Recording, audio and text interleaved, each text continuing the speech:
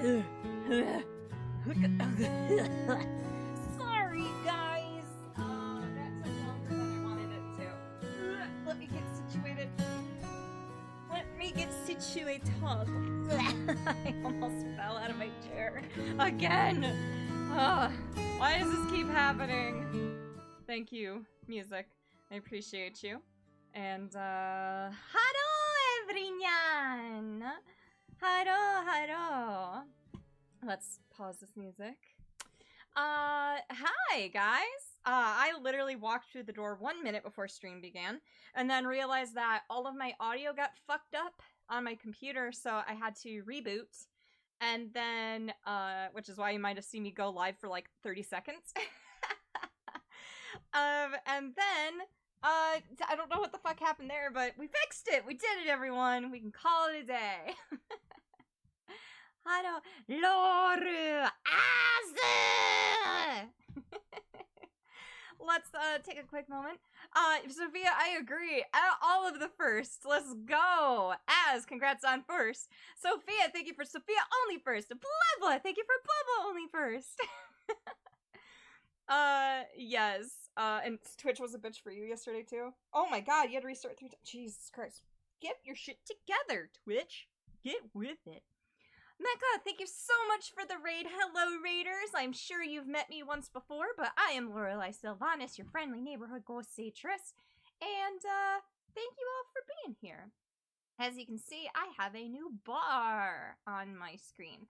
It is follower goal. So, essentially, my goal at the end of last year was to get 500 followers. Unfortunately, due to missing a lot of streams because of some real-life bullshit, I didn't get a chance to make it. So I put a little counter at 500, and once we hit 500, we'll put 600, and then once we hit 600, we'll put 666, the funny number, and so on and so forth.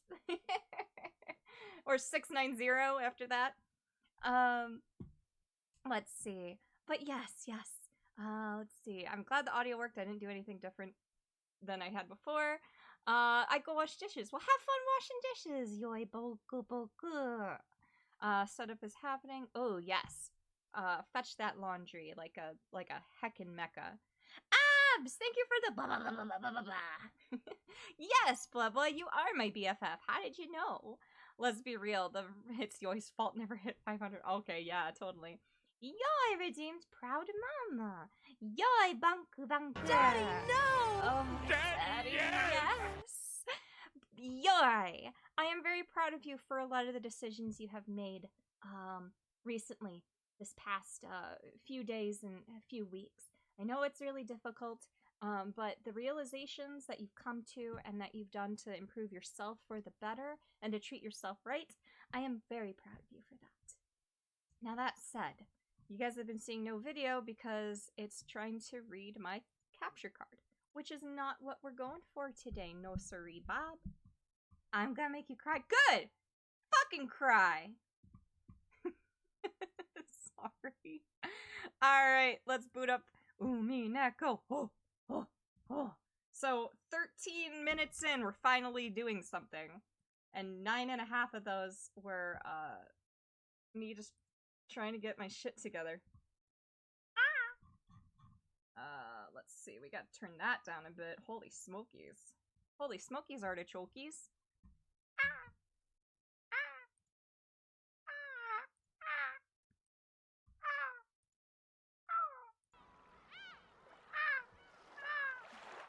Tackle your support. Yeah, get him! Back for now. Well, welcome back! You making dinner, Mecha? Or did you already have dinner? And if so, tell me what you ate. Alright, guys.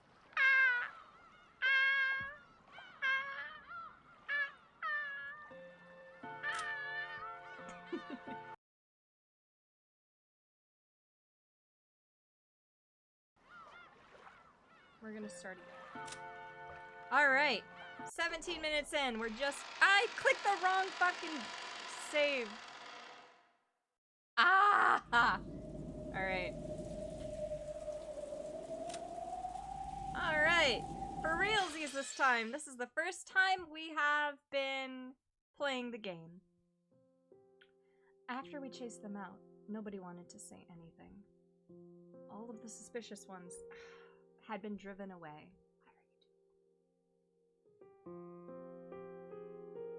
Even though we knew there might be some innocence among them, we still did it. We chased them out of this paradise, where people don't have to suspect each other.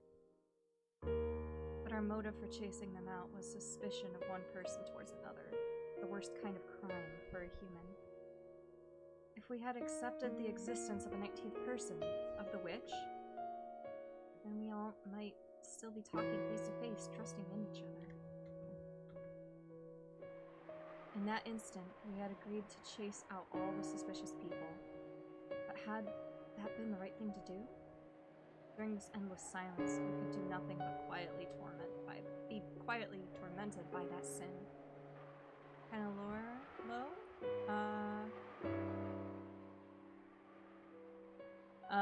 Okay. Better? Better now? Audio levels? Tweaked? Hi, Bags. What are you bitching about? What are you bitching about? Come on. Okay. Goody, goody, goody. But had that been the right thing to do? During this endless silence, we could do nothing but be quietly tormented by that sin.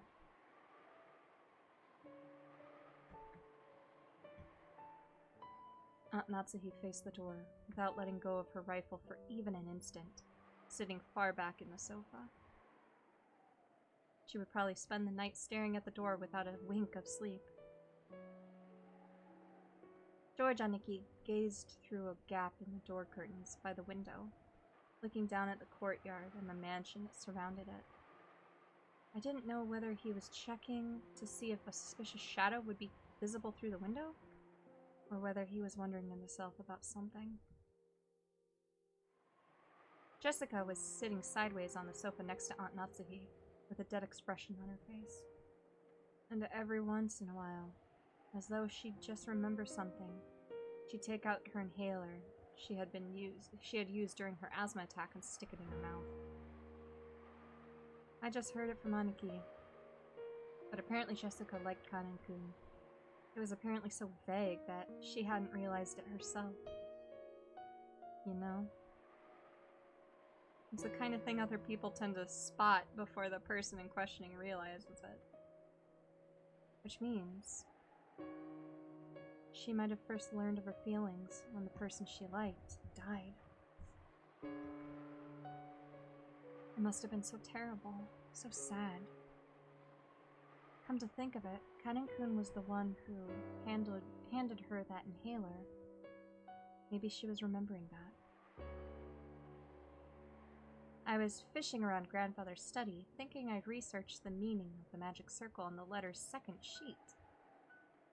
Even though we were shut up here in a defensive position, my rebellious nature made me want to find some key, some way to resist. After all, we've got plenty of time before tomorrow morning. Who could fault me for how I use that time? No one else showed that much interest in this magic circle. Its meaning was unknown, and once we understood it, we were sure to find some message that would cause us unnecessary anguish. I felt the same way. However, I couldn't just ignore it, so I killed time by going through the motions of researching it. You sure are enthusiastic. Did you find anything that might serve as a hint? Not a thing. The first tough part is finding a book written in Japanese. Just how many languages could Grandfather read? He's incredible. Aren't you tired, Battler-kun? You should take a rest while someone else stays awake. Aunt Natsuhi said she'd stay up all night for us. There is no way her body can handle that. Damn! Why do I always get sleepy when I'm reading Umineko? We should take turns sleeping. Then you sleep first, Aniki. I'll keep researching till I get sleepy. You mean that magic circle just now? Yeah, We've got plenty of time to kill. I thought it'd be interesting to find out what kind of message Beatrice-sama put in it. Give it a rest. Mess around with stuff like that, and you'll end up getting possessed by something weird. Don't worry. I've been certified by Maria. She said I've got no spiritual talent at all.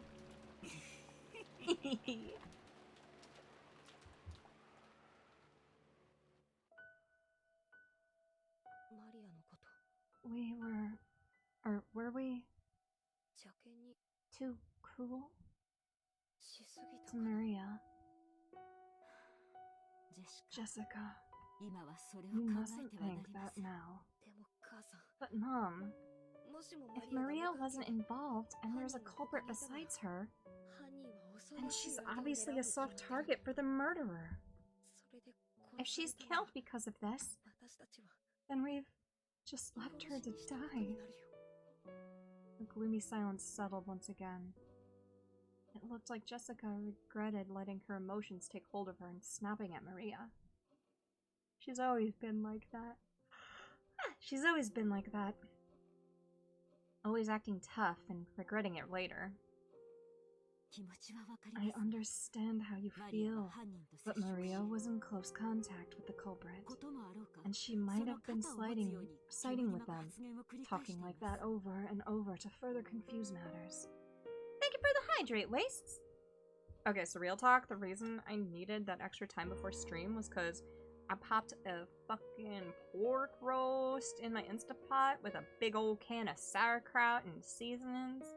I know half of y'all will be like, yuck, and like 3% of you'll be like, yum. Yeah, I love sauerkraut. That's why I like St. Patty's Day here in the States. At least you get corned beef, and instead of cabbage, we always do sauerkraut. Nom nom nom nom nom. And it smells so good in the house right now because the Instapot just got to like max. Oh, it smells good. Talking like that over and over to further confuse matters. I am relieved that we chased them out. It's pretty harsh, Aunt Natsuhi. Couldn't it have just been the nonsense of a 9-year-old girl? Just had me some pulled pork and truffle bread. Oh, yummy. It probably wasn't very convincing to hear that coming from me. I myself thought Maria was creepy on several occasions, even doubting her true nature. And when Maria was chased out of the room, I couldn't deny I'd felt some relief. If that is the case, then tomorrow we will apologize for what we did. I will take full responsibility for chasing them out of this room. This isn't something the rest of you have to worry about. You could feel a tragic determination in Aunt Natsuhi's words. To protect her own daughter, she had resolutely chased out the suspicious ones. And if, as a result, she had to watch the people who had unfortunately been suspected die, so be it. She was prepared to take full responsibility. Why does Maria have to keep saying stuff like that? She's bringing about her own ruin. I think the reason Maria-chan adores witches and magic so much might be Aunt Rosa. Aunt Rosa? What does she have to do with this?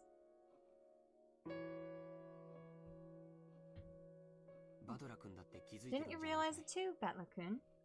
Maria-chan's real father ran off somewhere a long time ago. Although Aunt Rosa tried to confuse the issue by saying he's on a foreign business trip. Talking about Rosa-san's family has become kind of taboo in the Ushiromiya family. Hello, Phoenix War! I think Aunt Rosa thought about me marrying, but I also believe Maria-chan may have become her shackles and made that quite difficult. After all, she sometimes got really emotional and hit Maria-chan. I agree with you there. It looked like Aunt Rosa was trying hard to like Maria. which means that she didn't really like her. She might have thought Maria as someone who stood in the way of her remarrying. I think that emotional rejection from her mother must have left some deep scars on her young heart. So, she learned about this occult hobby from somewhere and immersed herself into it to bury the holes in her heart. Did you know? To Maria-chan, the image of a witch isn't negative at all. Remember yesterday, at the beach, when she showed us her notebook? Yeah, it was full of all those fun-looking scribbles. Yesterday, when we were down by the beach doubting the witch, Maria got all riled up and started explaining about witches. And not one of the pages had shown a picture of an ugly witch. They were all brightly colored, beautiful, cute witches who looked like they were having fun. 1 second, you guys. I'm fucking freezing. I need my hoodie on. Hello, what's up? My handsome boyman. Oh, my bubbaloni. My bubbaloni and cheese. I love you. Yes, I do. Yes. Okay, sorry. Boy needed attention, he told me. I dropped my controller. Cool. There was absolutely nothing sinister about them, like a boy might have imagined. Fur babies always deserve loving. Yes, they do. They were beings adorned with beautiful dresses, who would grant anyone's dreams with their mysterious magic and who made everyone happy. The sorrow of not being loved by her mother. Had Maria sought help from the witches as beings who could give her happiness and save her? Someday, a witch would come and use her wonderful magic, would bring Maria happiness.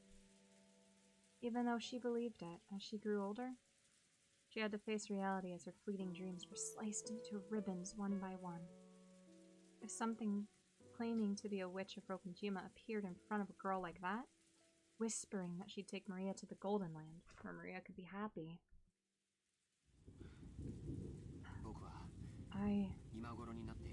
Now that it's come to this, I want to confess what's in my head. In my heart, sorry. Throwing out Maria-chan. No, Genji-san and the rest too. Was probably the wrong thing to do, I think. It wasn't pleasant. Since Jessica had been the one to face them and slam them with words of rejection, her conscience must be tormenting her a lot right now. Then, how do you explain that letter? No one could have set it there, except for the 4 people standing behind us. I made sure of that with my own eyes. If those 4 are innocent, how was it that the letter was placed in a closed room with 8 people? That's right. When you put it that way, those 4 really do seem suspicious. But it's all useless. Zen dame da. Zen dame da ze. It's all useless. Useless? What is? Right. It might not be worth anything anymore, but let's spin the chessboard around again. In other words, if one of those 4 people really was the culprit, isn't that weird? That's right. Wasn't setting that letter openly on the table the same as confessing that one of them was the culprit? You're right. That's weird. If they were going to do it, you'd think they'd put in the crack of the door, for example, to make it look like someone had slipped it out from the outside. Useless? Do they mean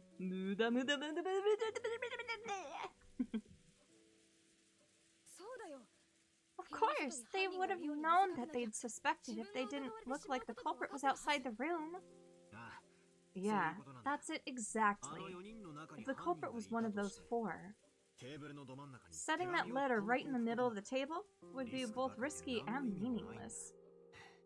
But putting aside whatever trick was used to set it there, If we assume the culprit is someone other than those four, in other words, someone who was outside the room, then they had a lot to gain from that letter. Enough, Butler-kun.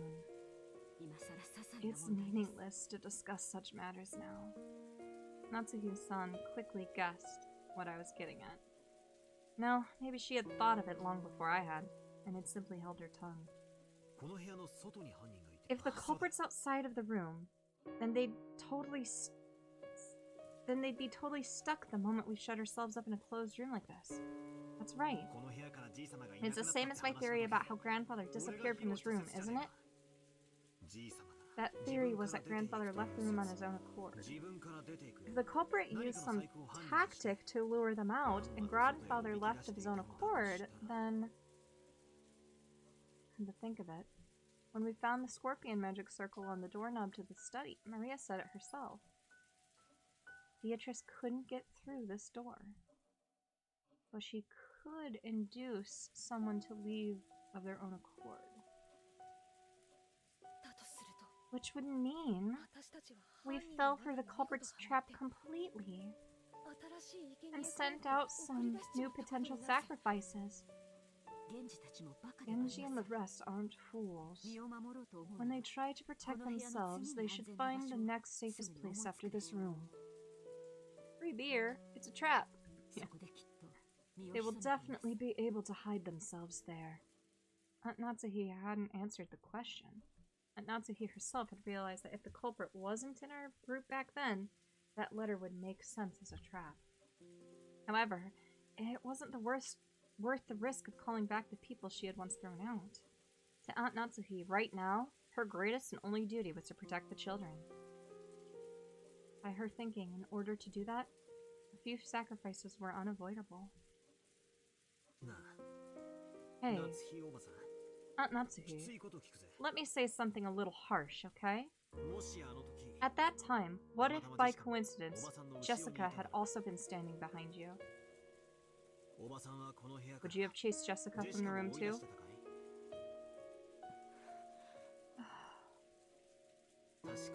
It's true that a lot of brutal things have happened. But as a mother, you thought you should protect your daughter no matter what. Because of that duty, you chased them out, even though you knew that you'd eventually be held responsible for it. It's not like I'm condemning that, but, I was just thinking about what a great mother Jessica has. That's right. You've been dealing with these incidents since morning, and you've been pulling all of us along this whole time, without losing your composure. If you were all confused too, the rest of us would probably be in the culprit's grasp by now. So, I think we all have to thank you. Thank you.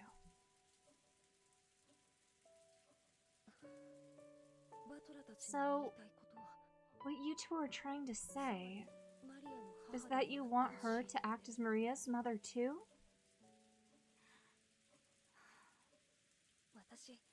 I always thought of Maria as a real little sister and adored her. And yet, a few things happened, we got a little confused. I said a lot of mean things to her, hurting her. Mom, please. Let's stay together with Maria.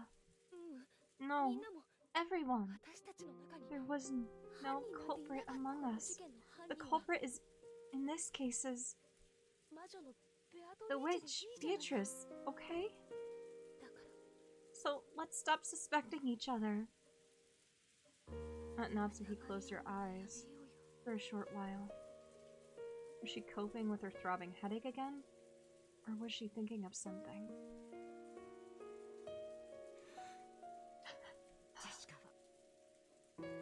You are my precious daughter, the one I finally received a whole 12 years after I married my husband. I would become the worst kind of demon to protect you. That was some pretty strong language. That was some pretty strong language at the beginning, at the end there. Oh, sorry. That was some pretty strong language at the end there. She realized very well that her words were an idealized view of what a mother should be. But even so, she was strongly resolved to protect her daughter, even if she had become a demon. But that was her guilty conscience tormenting her. Today's been so long. So many things happened in one day, and we've been driven into a corner so thoroughly.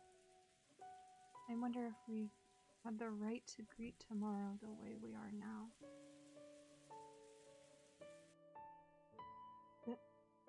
There is. I found it. It's this magic circle. Inside the book I'd been flipping through, I had found the same magic circle that had been drawn on the second sheet of the letter. George Aniki peered at it as well. This magic circle's name was the Third Magic Circle of Mars. The Hebrew written on it was from Psalm 77, verse 13 of the Old Testament. What God is so great as our God? The meaning of the circle was discord. Agitate internal divisions and cause the enemy to bring about their own downfall. Wait a sec. Seriously? Could there be a more fitting way to describe our current situation and mental state? We couldn't help but be stunned into silence. So, this letter was a trap? How did they place it here? There isn't anyone in this room except the 8 of us, right? Anyway, let's ignore how they got it here for now. The culprit was after one thing. They wanted to spread the seeds of doubt inside this impregnable room and use it to throw the sacrificial sheep out. In that case, they're after the people who went out of the room. Mom, what should we do? Those 4 are in danger. It wasn't surprising that Aunt Natsuhi remained unpleasantly silent.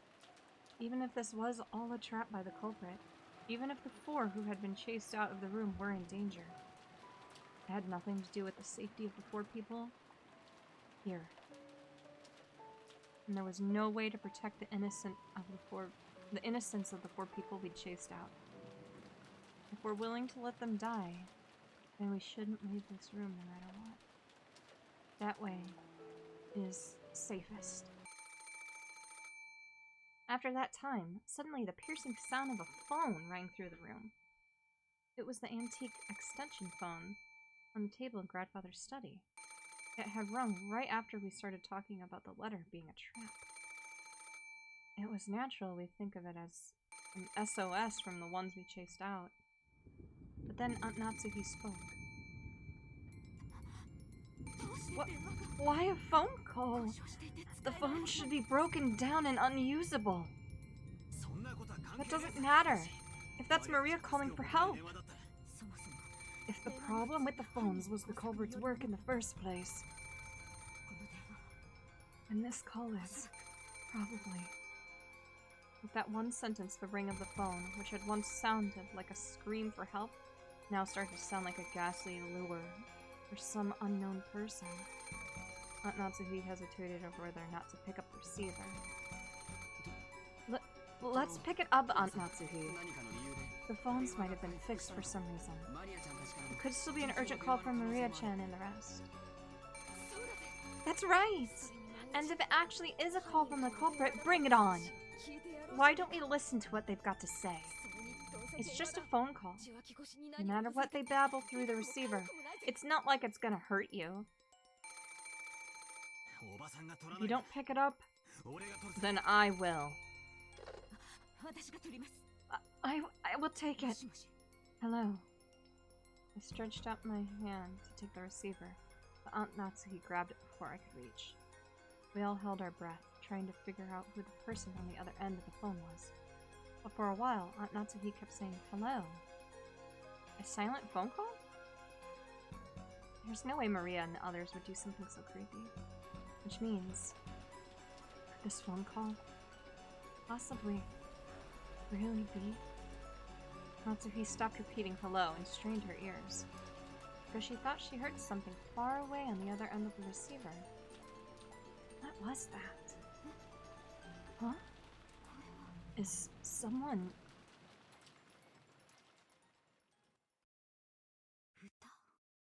singing? What do you mean, singing? I don't know. Faintly, from the other end of the phone, I can hear someone singing. I wonder what it could be. Give it here for a sec. Hello? I half forced the receiver from the stunned Aunt Natsuhi's hand and pressed it against my ear. At first, I didn't hear anything. But, because I had been told about it beforehand, I noticed. It sounded far away from the receiver rather than someone speaking in a quiet voice. And it sounded like a girl singing a song. That voice did sound like Maria, but that just made the situation even more inexplicable.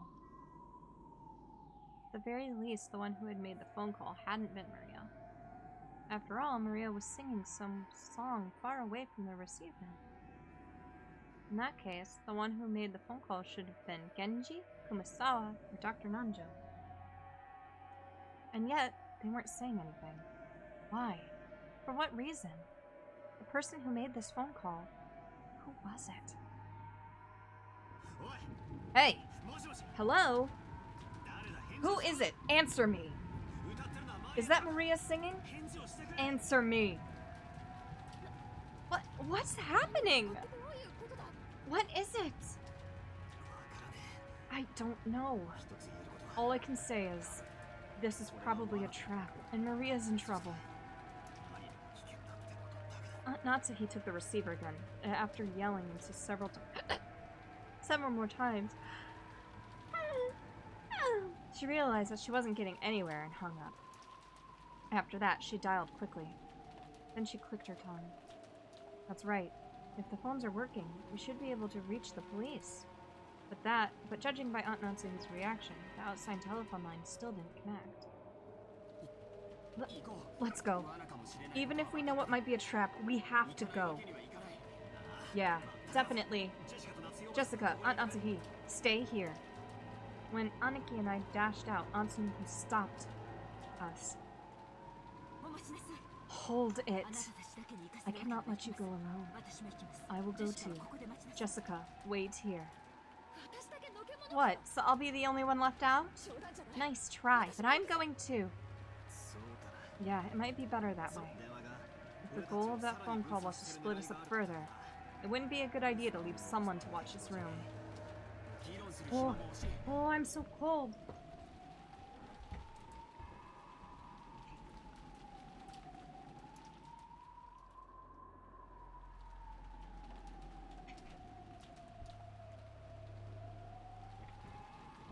Okay, I'm back. Sorry. I am very cold. How are you? Just making sure.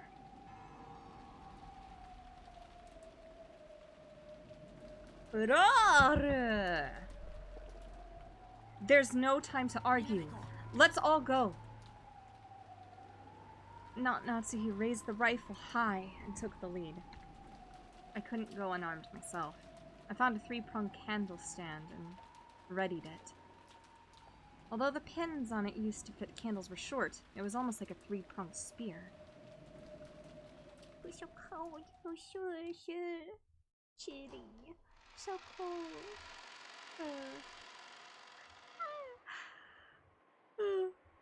And then the 4 of us left the study. We left the study, which should have been the safest place inside the mansion. By doing this, we had been lured out. Phoenix Lord! Thank you so much for this resub! Welcome back to the Forest family. Thank you so much. Oh my gosh. Big, hold on, another yawn. Pardon me. By doing this, we had been lured out, even though we had barricaded ourselves in a safe, closed room. Perhaps we were doing exactly the same thing Grandfather had done when he disappeared from that room. Maria! Where are you? Answer me! I listened closely but didn't hear anything. The mansion was vast, and since the passing typhoon was making its last stand, the sound of the rain was even noisier than before. Maria-chan said she wanted to watch TV in the parlor, right? Let's try going downstairs. That's right. Let's try there. Everyone, be mindful of your surroundings. Yeah. Without Natsuhi in the center, her rifle readied and her finger on the trigger, we moved in a group, our backs together, checking our surroundings in all directions. It was just as though the magic of that magic circle designed to spread discord. It was just as though the magic of that magic circle designed to spread discord had worked. We had split up, and furthermore, had been dragged into dangerous territory. In other words, even now, we were doing just what that culprit wanted us to do. This was a separate world where it wouldn't be odd for anything to suddenly occur. Aunt Natsuhi nervously pointed the barrel of the gun at every dark spot and shadow. I felt like that motion was out of fear rather than caution. But the rifle she held in her hand should have been a trump card that the culprits feared.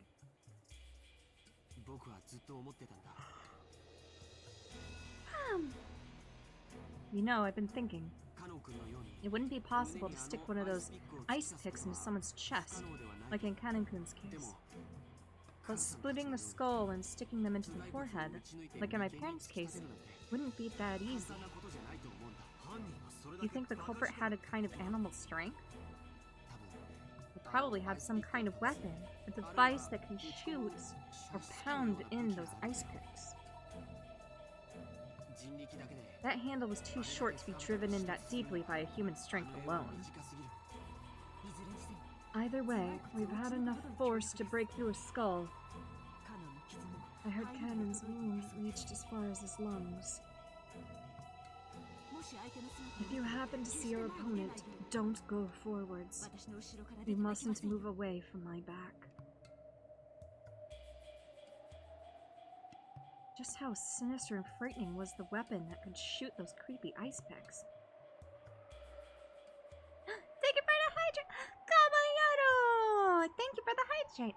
Caballero, caballero, caballero, caballero, caballero, caballero!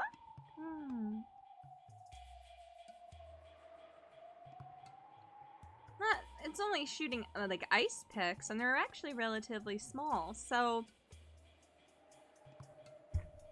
it wouldn't necessarily even have to be a big crossbow. And could I do anything to combat it with just this candle stand in my hand? In the first murder, the culprit probably assaulted all 4 of our parents at once, as they discussed in the inheritance problem in the dining hall. And there were 4 of us here now. Apparently, I wasn't the only person thinking this. George, Aniki, Jessica, and, of course, Aunt Natsuhi were stretching their senses to the utmost limit in the highest and worst state of tension, slowly advancing one step, then another. Ah, what have we done?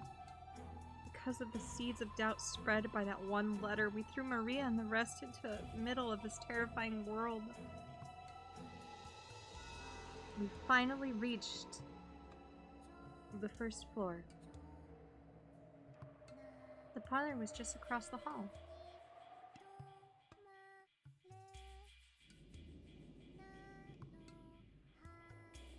When we listened carefully, we could hear it faintly. Maria's eerie singing voice. She wasn't singing naturally, as though she were in a good mood. She was singing mechanically, like she was at a graduation ceremony or she'd been ordered to. The song she sang was a common folk song, one that everyone has probably sung in school at one time or another. But why that in the middle of the night, alone, with all her heart, over and over? Why? Right after leaving the study, we had called out in a loud voice, asking Maria where she was. Doramiyo, hachibe, asobeyo. But this time, no one even said a single word. We hid our breath. We hid our breath in the sound of her footsteps and, intensely focused on our surroundings to the point of being completely high-strung, we stepped forward.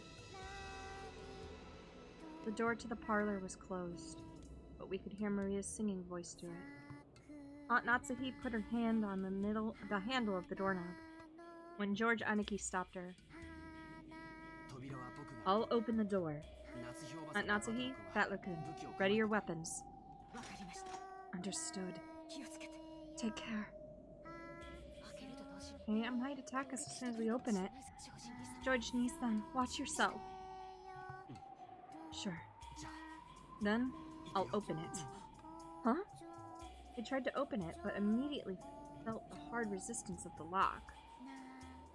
So I started blasting. Hey Lois, remember that time in Umineko when I had that rifle? And I just started blasting everyone around. I can't do it. I can't do it. I'm laughing too much. Aunt Natsuhi took the bundle of keys from her pocket and gave them to George. There were about 10 keys, and none of us had a clue which it was. Because of this, George had to fumble around loudly and test several of the keys. Since we had hidden our footsteps preparing to make a surprise attack on the room, this felt almost fatal. The whole time we could hear Maria's voice from the parlor.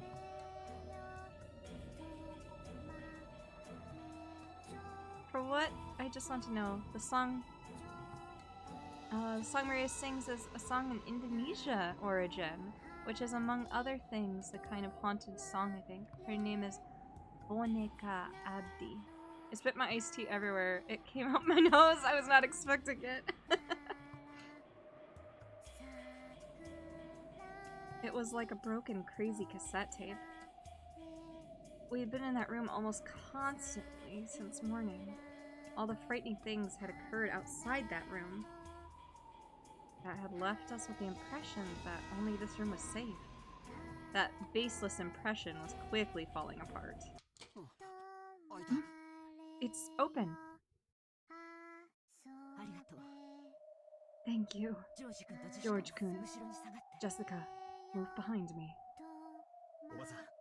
Aunt Natsuhi, let's jump in at the same time and split up in different directions. If we just stand around after opening the door, those ice picks might fly right through the center. I agree. Ready? I really wish I could say no. I readied myself. If they were gonna be throwing ice picks, I'll whack them with this candle stand. Go! Aunt Natsuhi and I rammed into the door before flying into the parlor. Quickly splitting up left and right and searching the parlor for someone who might have been waiting for us. But what our eyes laid upon was an incredibly strange sight.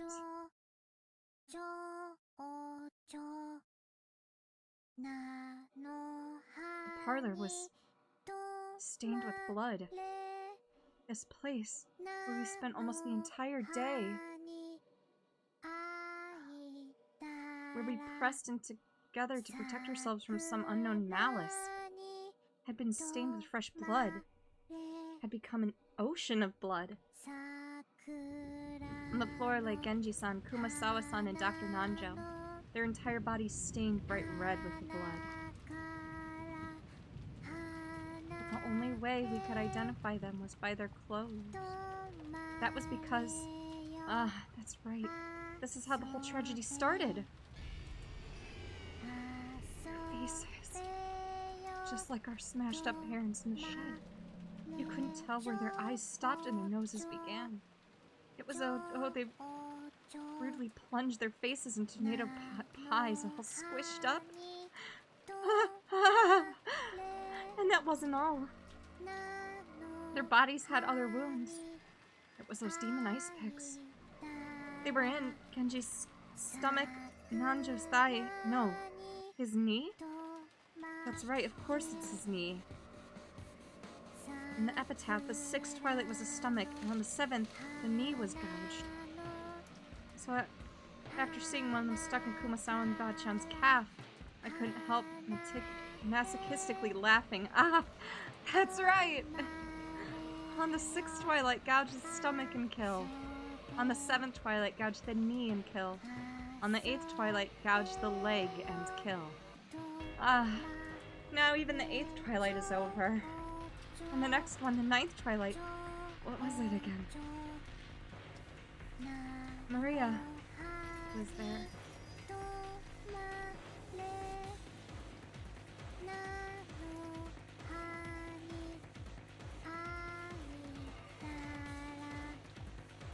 She was facing the wall in the inner part of the room, standing stock still, completely alone. She faced away from this horrible scene, standing by the wall, singing her song over and over. Remember that scene definitely made me love this character. Top 10, top 5. Oh, and Maria? There was nothing else in this room. Just the corpses of 3 who had been brutally killed, and the phone receiver, which was still off its hook, proving that this was the room the call had come from. Just that and Maria, her back to the scene as she kept on singing while facing the wall. We couldn't even scream at this bizarre scene. We could only stare, shocked, with our mouths hanging loosely open. Maria! Jessica called out to her. But Maria showed no reaction. Alone, she kept singing on and on. We had come here trying to save Maria from some approaching danger. So now that we had found her, we should have been running up to Maria, hugging her, joyous that she was safe.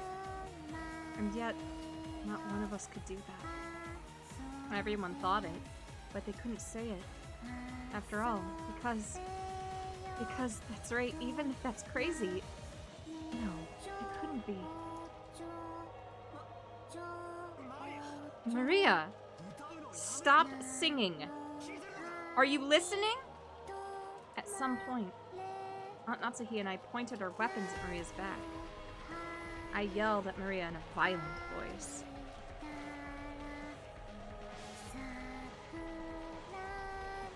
Whack! But there was no reaction. She just kept singing. But the candlestand still already. I ran up to her and violently slammed my hand down on her shoulder. Then I pulled her shoulder, forcing her to turn around. Oh. Maria's small body was quickly pulled down and fell. And as though unhappy at having her singing interrupted. One second.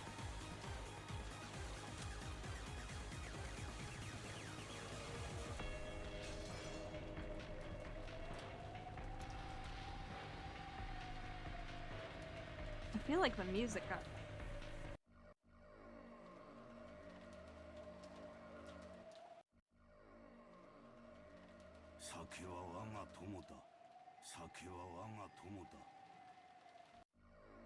I guess the voices were lower because of me reading them. Okay, never mind.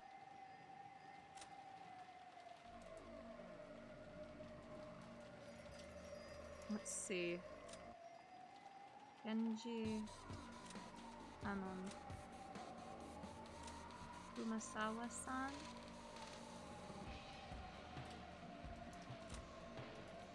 And Nanjo.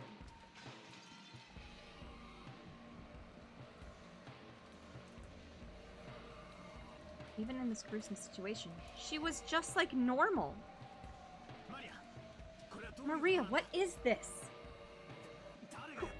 Who did it? Beatrice. Cut that crap. I threw the candle stand I'd been holding against the wall. The violence of that reckless sound should have gone straight into Maria's heart. But Maria's expression didn't change at all. Quit it, Badler-kun. Maria-chan, this time you shouldn't have seen the face of the culprit who killed these three. Was the culprit the same Beatrice who gave you the letter? Oh, Beatrice. Well, in that case, it's certain. There's a 19th person. Beatrice does exist. Then Maria, will you at least tell me this much? How did they kill these three people? What did they use to kill them in such a brutal way? I don't know. How could you not know? It happened in this room. Are you trying to tell me you were so absorbed in singing that you didn't notice? Calm down, Battler-kun. Maria, talk to me, okay? George Aniki, as he always did, crouched down next to Maria so that her eyes met and talked to her very kindly. Maria, why were you facing the wall and singing? Beatrice had to face the wall and keep singing for a long time. So, did Beatrice come here? Were Genji-san the rest still alive then?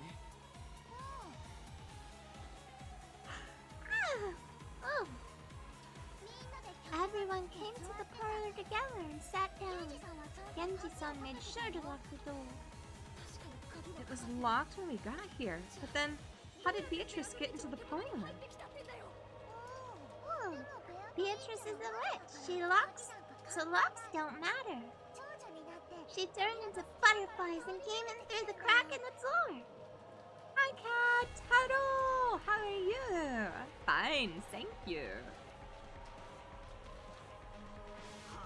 Huh? Calmly joking at a time like this? Like hell that happened. What are you saying? You can't believe it? That's why I didn't want to say. No matter how I say it, you won't believe. But Beatrice is a witch. She can do anything with her miraculous magic. That's why Beatrice doesn't care whether a door is locked or not. And then, after Beatrice appeared, what happened to everyone? Beatrice talked to us. She said grandfather's study was protected by a powerful force, and she couldn't enter no matter what she did. So she told us she'd select 3 sacrifices from the 4 people in the parlor. Everyone said, no way. Kumasawa-san kept saying, no way, no way. But Beatrice chose. And when she did, Beatrice said, I'd be fine. What do you think? It's because of the scorpion charm with the 5th magic circle of Mars. The one Battler used to pray for my safety. The one he put his feelings into. Because of that power, Beatrice couldn't do anything to me. And me. So she decided to use the other 3 sacrifices. After that, Beatrice spoke. Never trust a child. Maria is the villain, I stand by my assumption. Fine, thank you. Come, face the wall and sing a song for me. You will sing lots and lots of songs. No matter what happens, no matter what you hear, you won't hear. You won't hear. You won't know. Come, sing lots of fun songs for me. I know I've missed a lot, but why is she so menacing all of a sudden? No, I think Maria is probably healthiest, don't you? I didn't want to hear that voice again. Whoa!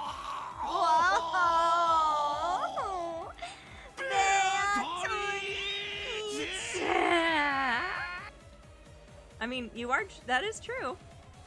So I was singing the whole time. Over and over. So I didn't hear anything. I didn't know anything. And then all of you came. Oh. Are you asking us to believe that? You think we're stupid? Then who will you suspect this time? Will you suspect me? Gonna try killing me right here? Even if you do that, Beatrice won't stop existing. Now the 8th twilight is over, and Beatrice will revive!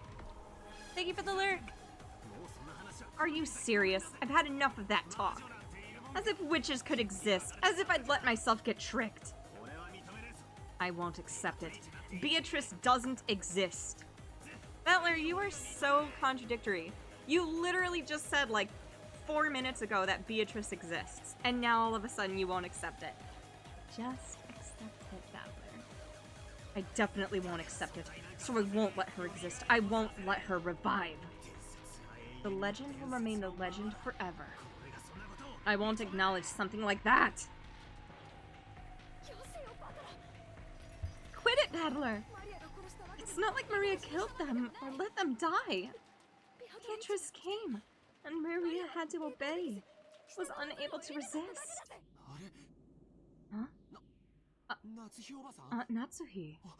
She isn't here. Huh? What? Mom! Where did she go? Just now, she left by herself, reading a letter. A letter? That makes sense. The culprit must be so exhilarated now that we've reached the 8th twilight. They might have left a letter so they could brag even more. We were so wrapped up in questioning Maria that we forgot to look for a letter. But even as well armed as she was, why had she left the room by herself in this dangerous mansion after reading it?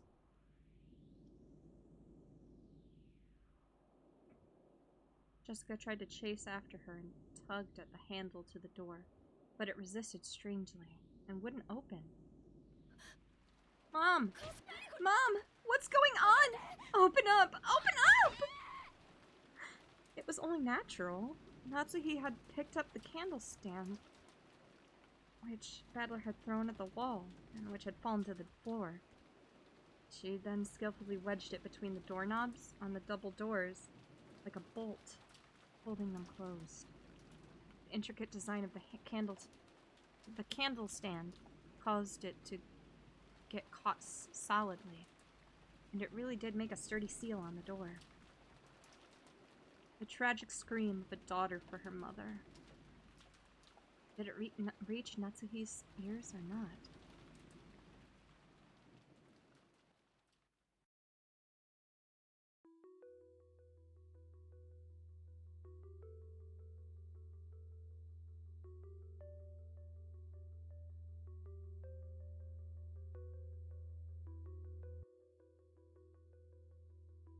Natsuhi's figure was alone in the entrance hall.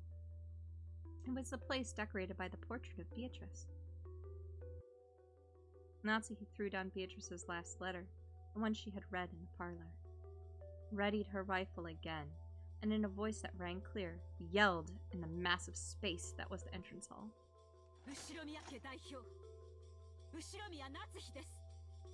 I am Ushirimiya Natsuhi, representative of the Ushirimiya family. Show yourself, Golden Witch, Beatrice! Entrance hall was dimly lit, other than a faint light which shone on the center of the room. Everything was blotted out by jet black darkness. In that darkness, butterflies glittering in gold squirmed, twinkled, and sneered. Natsuhi gave one more huge gulp and pointed the cold barrel of the gun at the gold butterflies. I'm sure going alone is not a good idea. So, you have finally shown yourself. I still can't believe that something like you really exists. That isn't a problem. Both I, who bear the title of representative to the Ushimiya family, and you, who claim to succeed the headship of the Ushimiya family, are here right now. At this point, whether you are a witch or not is a trivial matter. Come. Let us settle this. Which of us will truly succeed the Ushimiya family? I, Ushimiya Natsuhi. Or you, Beatrice. Let's go. Oh my gosh, 25 stream streak. Let's go. Aurora. Azur. Allow me to respectfully accept your request for a duel.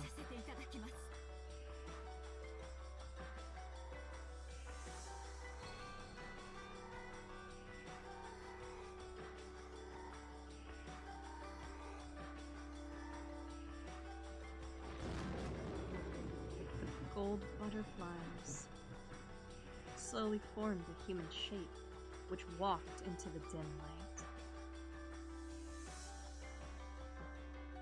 Natsuhi readied the rifle.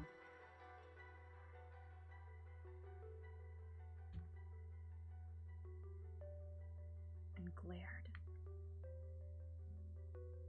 Come on. Stop.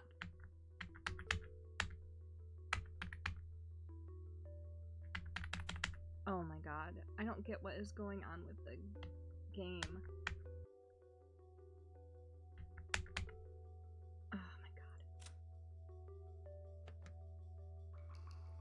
Alright, sorry guys. I'm gonna try closing the game again. I do not understand why it's doing this. I can't figure it out, because sometimes it works just fine, and other times it's unbearable.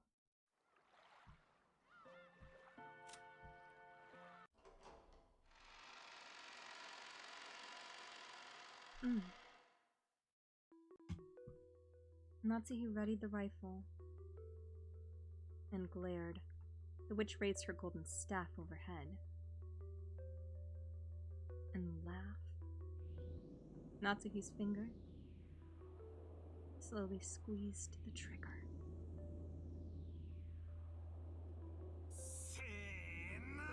And go!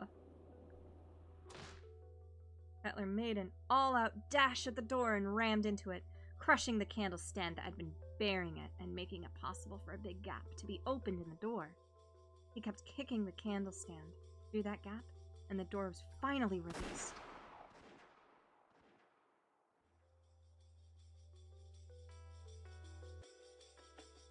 At that time, they heard it. They certainly heard the crisp sound of gunfire ring out once. Mom! Mom!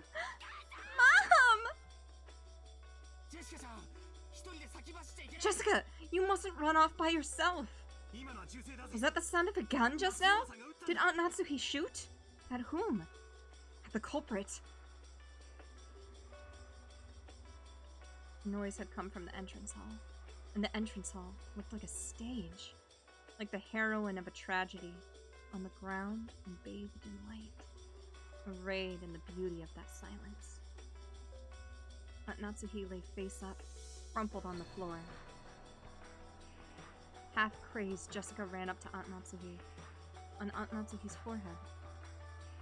It was almost as though a sparkling shard of pigeon blood ruby. Pigeon blood ruby? What the fuck is that? The fuck is— Can somebody do me a favor? I can't open up any of the web browsers. What the fuck is pigeon blood ruby? Harupu, Harupu ni tasukete onegaishimasu. Onegaishimasu. Apparently it's a kind of gem. Okay. So, I don't know why it couldn't just be, like, ruby. I don't know what a pigeon blood ruby is, but sure, why not? A really red ruby. Yeah, okay. Aren't rubies just red in general? Like a blood red, okay. Alright. Apparently, okay. It was almost as though a sparkling shard of pigeon blood ruby had been placed there. A more Melimo ruby is apparently. Oh! And from it, one stream of blood makeup passed by her eye and began to traverse her face. The faint smell of gunpowder smoke came from the barrel of the rifle Aunt Natsuki had still grasped. Huh? Then she shot herself in the forehead? Why? I can't outact that. I gotta give it, and I'm sure you guys have noticed as we've been reading this, but the voice actress for Jessica fucking kills it. I don't know how she didn't blow out her vocal cords. That looks like every other Ruby. Thank you for sending me the picture and the words. Jessica's double song card. Oh, yeah. Yeah. It's crazy.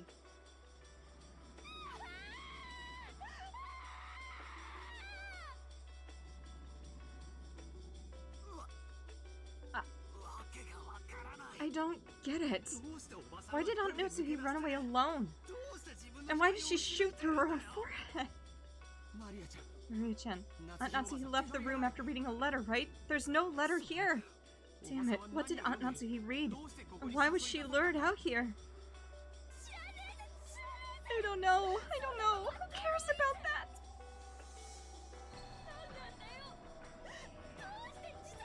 What the hell? Why did she kill herself? Why? Did she leave me all alone?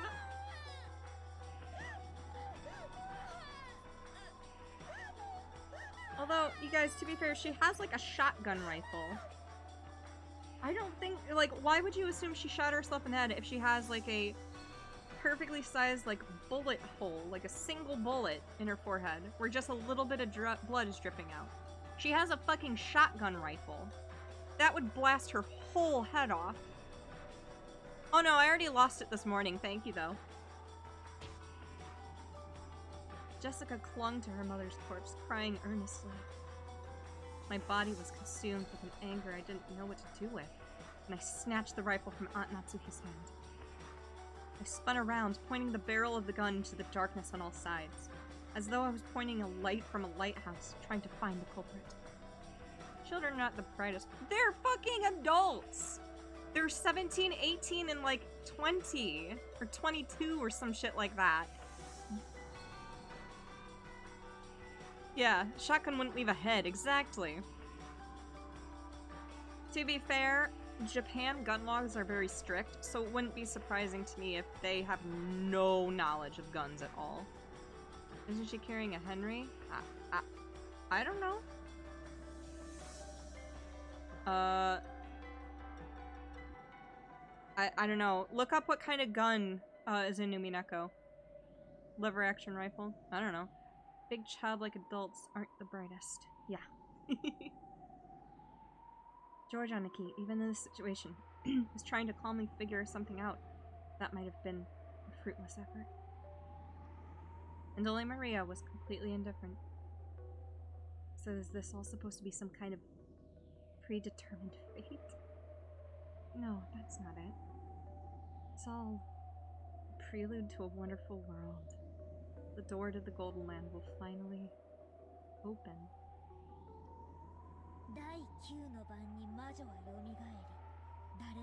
On the ninth twilight, the witch shall revive, and no one shall be left alive.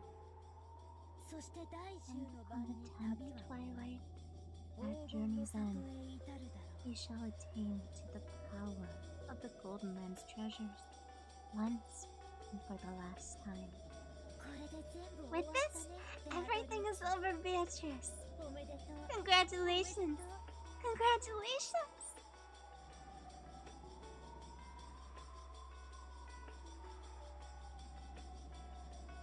When the seagulls cry, no one will be left alive. It is a Winchester lever-action rifle, as the American translation calls it, sawed-off shotgun in the anime. Yeah, the anime isn't exactly the most accurate. But, I mean, when a lever-action rifle, I mean, I would assume those are big, huge wounds, right? I mean, if Aunt Natsuhi shot herself in the head with a lever-action rifle, I think more than just... like, yeah, that would not leave her head intact. So lead me to the Golden Lands you told me of. Right now. There, all of the dead will be revived, and even lost love will be restored. So in Maria's eyes, it's just as though all of today's tragedies didn't happen. It's as though all the time she spent deprived of love never happened. Stop it! What's so fun? What's to be congratulated? There were 18 people on this island. 14 are dead. Only the 4 of us are left. We'll blow out the back for sure, yeah.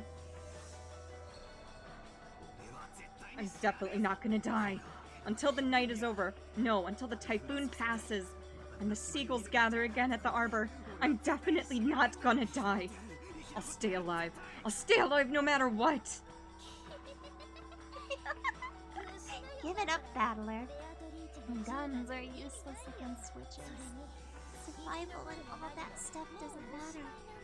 Because it's over. The journey has already ended. Well, then they would definitely see her brain splattered everywhere. See? Look at the clock. Huh? Clock?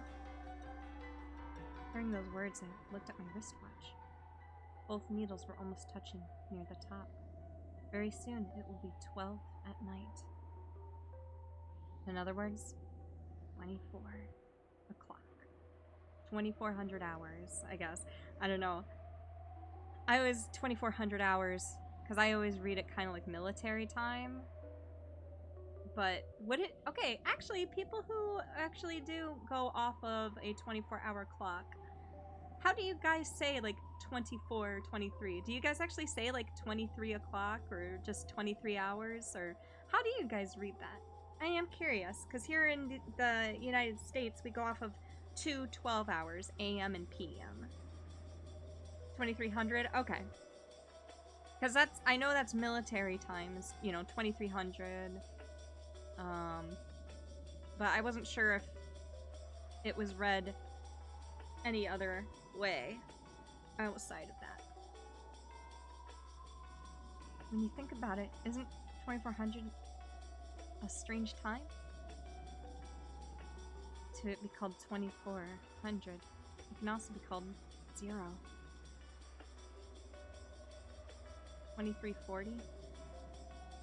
It's the hour accumulation of the previous day. And at the same time, it's hour 0 as the next day begins. Beatrice! Maria suddenly called out happily and ran towards the darkness. It was almost as though Beatrice was somewhere in that darkness and Maria was running up to her. As Jessica hugged her mother's corpse, as George Aniki stood there confused, I looked down the barrel of the rifle, gazing into the darkness. The space in front of Beatrice's portrait lay in that direction, and the thing Maria was running up to was the portrait's subject. You've got to be kidding me. This is just impossible. Like I'd fall for something like this. Witches don't exist. I won't accept it. Something like you shouldn't exist. Because this is a human world. You think I could accept something that's not human? I definitely won't accept it. When I pulled hard on the rifle's lever, the cartridge was ejected, fell on the floor, and a new cartridge was loaded. Then, I sighted the witch down the barrel. Maria turned around. Still clinging to the golden witch, she turned around. Didn't I tell you it was meaningless? Mirror-led bullets are meaningless against Beatrice. Humans are so stupid, aren't they?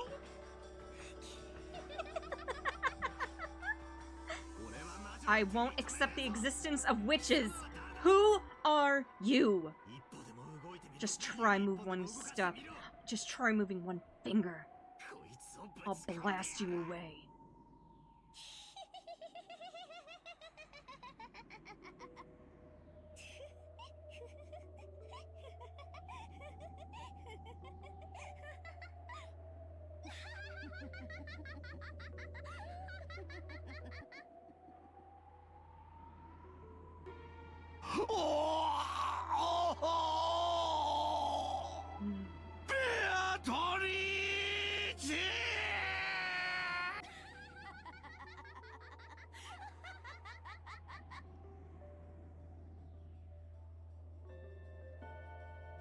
As the witch, no.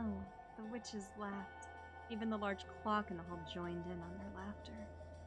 It was probably telling us that the time was 2400. It was both a tone telling us we had reached the accumulation of this day, and a tone informing us that all had returned to nothing. The rule that the witch would win when the time ran out had already been revealed. Battler, George Nichan, Jessica. Journey has ended, and the witch has revived. See? And none shall be left alive. The witch shall praise the wise and bestow 4 treasures. One shall be all the gold from the golden land. One shall be the resurrection of all the dead souls. One shall be the resurrection of the love that was lost. One shall be to put the witch to sleep for all time. Sleep peacefully, my beloved witch, Beatrice.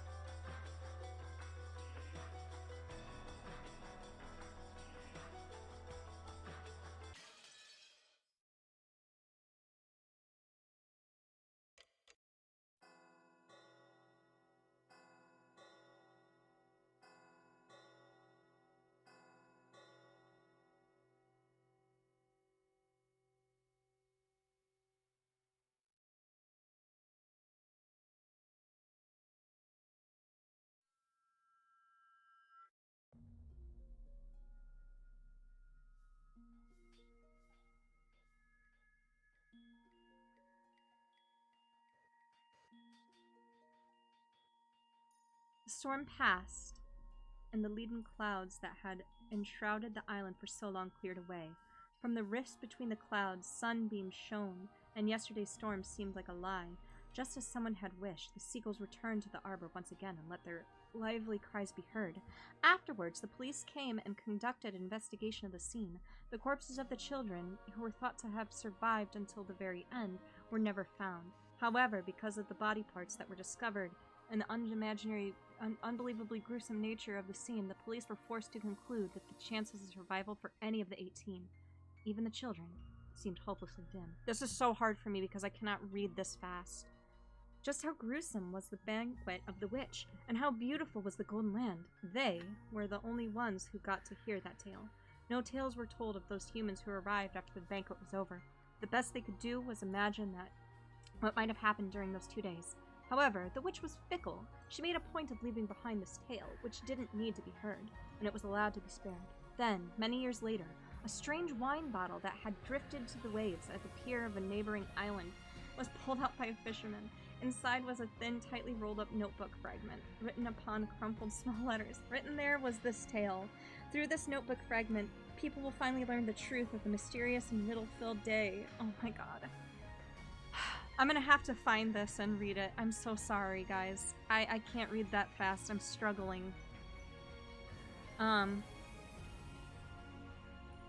I can't pause it. Alright, hold on. Okay. Oh my god. It is moving really fast. Even if I was just reading this silently to myself. But, I mean, to be fair, it's not easy with somebody with a reading disability. It is fast. And there's so much information. So, guys, just bear with me here. Oh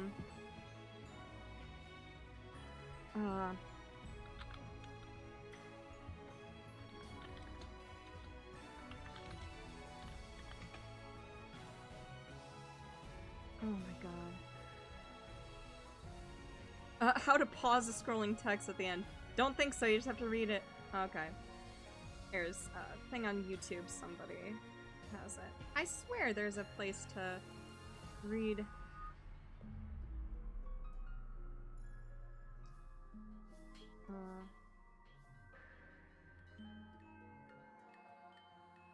Oh, this goes over how each one of them has died. Died on the first twilight, chosen as a key.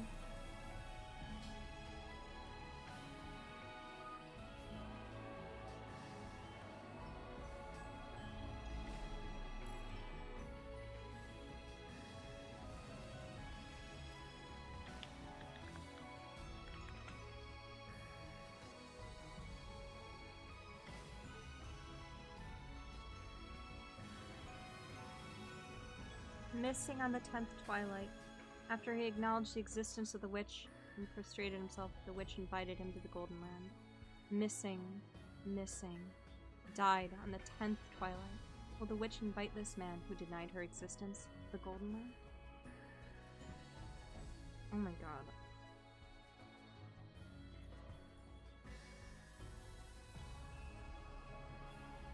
Where can I fucking just read the goddamn text? And when the seagulls cried, none should be left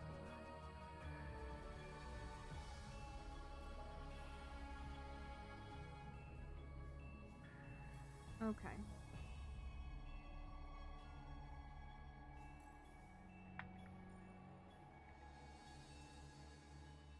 Okay. I apologize, guys. We'll go over the ending text here.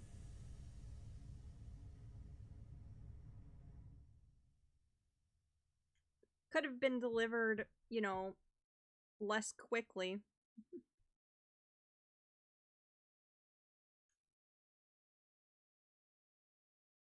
Okay.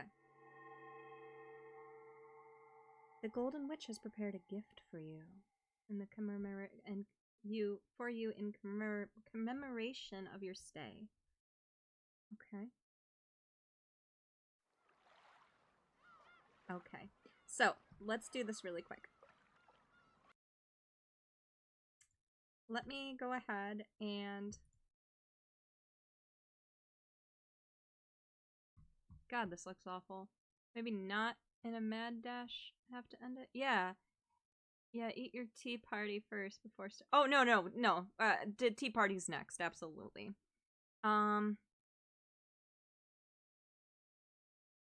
Let's do... Okay. We're going to go ahead. I'm going to read these. Okay. However, the witch was fickle. She made a point of leaving behind this tale in which... Oh, sorry guys. Let's go ahead and make this much bigger.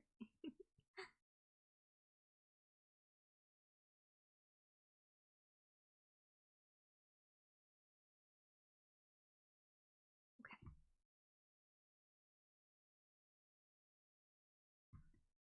However, the witch was fickle. She made a point of leaving behind this tale which didn't need to be heard, and it was allowed to spread. Then, many years later, a strange wine bottle that had drifted on the waves to the pier of a neighboring island was pulled out by a fisherman. Because this is really important information! Oh yeah, well, the thing is some of the tea parties are, you know, just lead-ins, but some of the tea parties literally are part of the main storyline. So, like this one that's going to be coming up. A strange wine bottle had drifted... Oh, whoops, sorry. Inside was a thin, tightly rolled notebook fragment, written upon in crammed small letters. Written there was this tale. Through this notebook fragment, people will finally learn the truth of the mysterious riddle filled 2 days, period that started on October 4th, 1986. This incident was later called by names such as the Rokkenjima mass murders or the 18 killings of Rokkenjima. Though dilettantes? I don't know what that means. Dilettantes from around the world knew it as the legend of the witch serial murders. While lovers of the occult claimed it was all the result of an immoral ceremony that had sealed off the island, those 2 mysterious days were savagely embellished with many different interpretations as the story began to spread far and wide. However, not one of these interpretations approached the truth of the facts. A lover of fine arts. How do you pronounce it? And then take a quick drink. Fuck!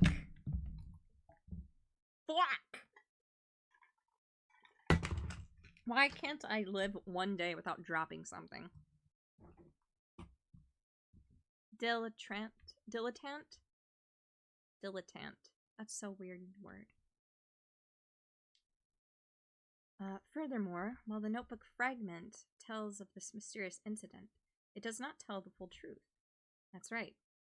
Perhaps not even the writer of the notebook knew the truth. Perhaps she wanted to know.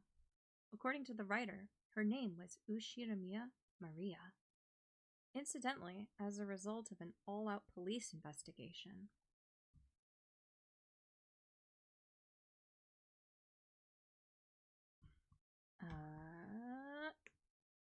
part of Maria's body, a piece of her jaw, was discovered. It was one of the rare instances where a corpse was identified thanks to dental records. Since there were several unidentified body parts in that gruesome scene, this jaw was probably an extremely fortunate find. Because this jaw had been separated from its body, the police judged her chances of survival to be hopelessly dim, even though no other body parts were found, or at least identified. And so, let us conclude this tale of the final section of the notebook fragment that Ushiramiya Maria left behind.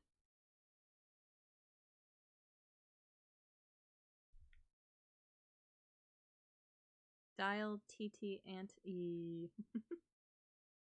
By the time you've read this, I will probably be dead, although there may or may not be a corpse.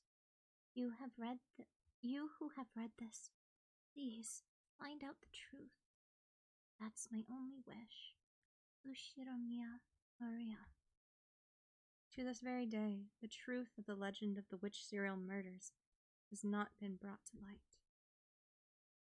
And then we go over the results saying who died at what twilight. Except for the last, I will say, Ushiramiya Natsuhi died on the 9th twilight.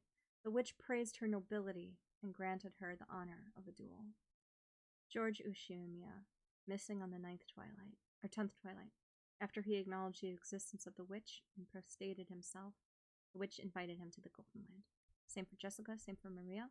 But Battler, missing on the 10th twilight. Will the witch invite this man who denied her existence to the Golden Land? The witch will praise the wise and should bestow 4 treasures in the Golden Land. There they choose to revive the souls of the dead and the love that had been lost. After all, no matter how large a mountain of gold they might have desired, it would have been out of their grasp. George chose his lost fiancé. Jessica chose the boy she had liked and lost. Maria chose the lost love of her mother. Sleep peacefully, Beatrice. Let nothing disturb your slumber ever again. The winner is the Golden Witch Beatrice. Time ran out before even one of the 18 people could solve the riddle of the gold. All 18 died. When the seagulls cried, there were no survivors. Okay, let's go ahead and hide that. Now, before we call it here, you guys, I think it's only right to finish out a story like that with a tea party. You've done well to make it this far. Have you enjoyed your stay on Rokkenjima? The Golden Witch has granted you an invitation to her tea party. We hope that you choose to attend. So, each episode has a tea party, which is somewhat of an epilogue.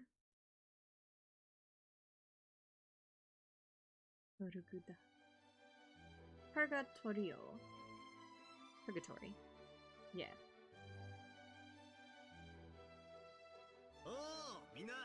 Hey everyone! Congrats on finishing Umineko no Naku Koro ni! Man, I still don't have a clue what was going on when the story ended. So, just what happened? Was that basically the bad ending, where time runs out before the culprit gets exposed? Ooh, definitely a bad ending. Ooh. That's right. Oh, don't worry. That's right. Beatrice's letter, which Maria-chan read in the first day, did tell us in advance to solve the riddle of the epitaph. We were all so busy trying to protect ourselves and look for the culprit that we didn't even take a shot at it. That's right.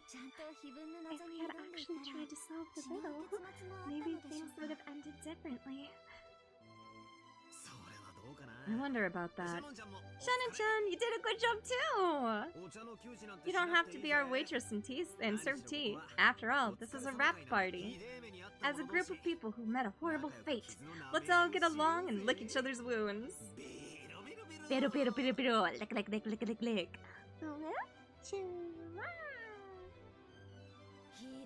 Speaking of a horrible fate, Shannon beats the rest of us hands down, doesn't she? She was such a beautiful character, so I thought she'd definitely survive until the very end. But she was killed right at the beginning! On top of that, what was it? Half of her face was smashed, right? That's the worst! That was my role, so, there's no way around it. Nei-san, it's nothing for you to worry about. Judging by the last epilogue, even the lady and the rest of them had an extremely tragic end.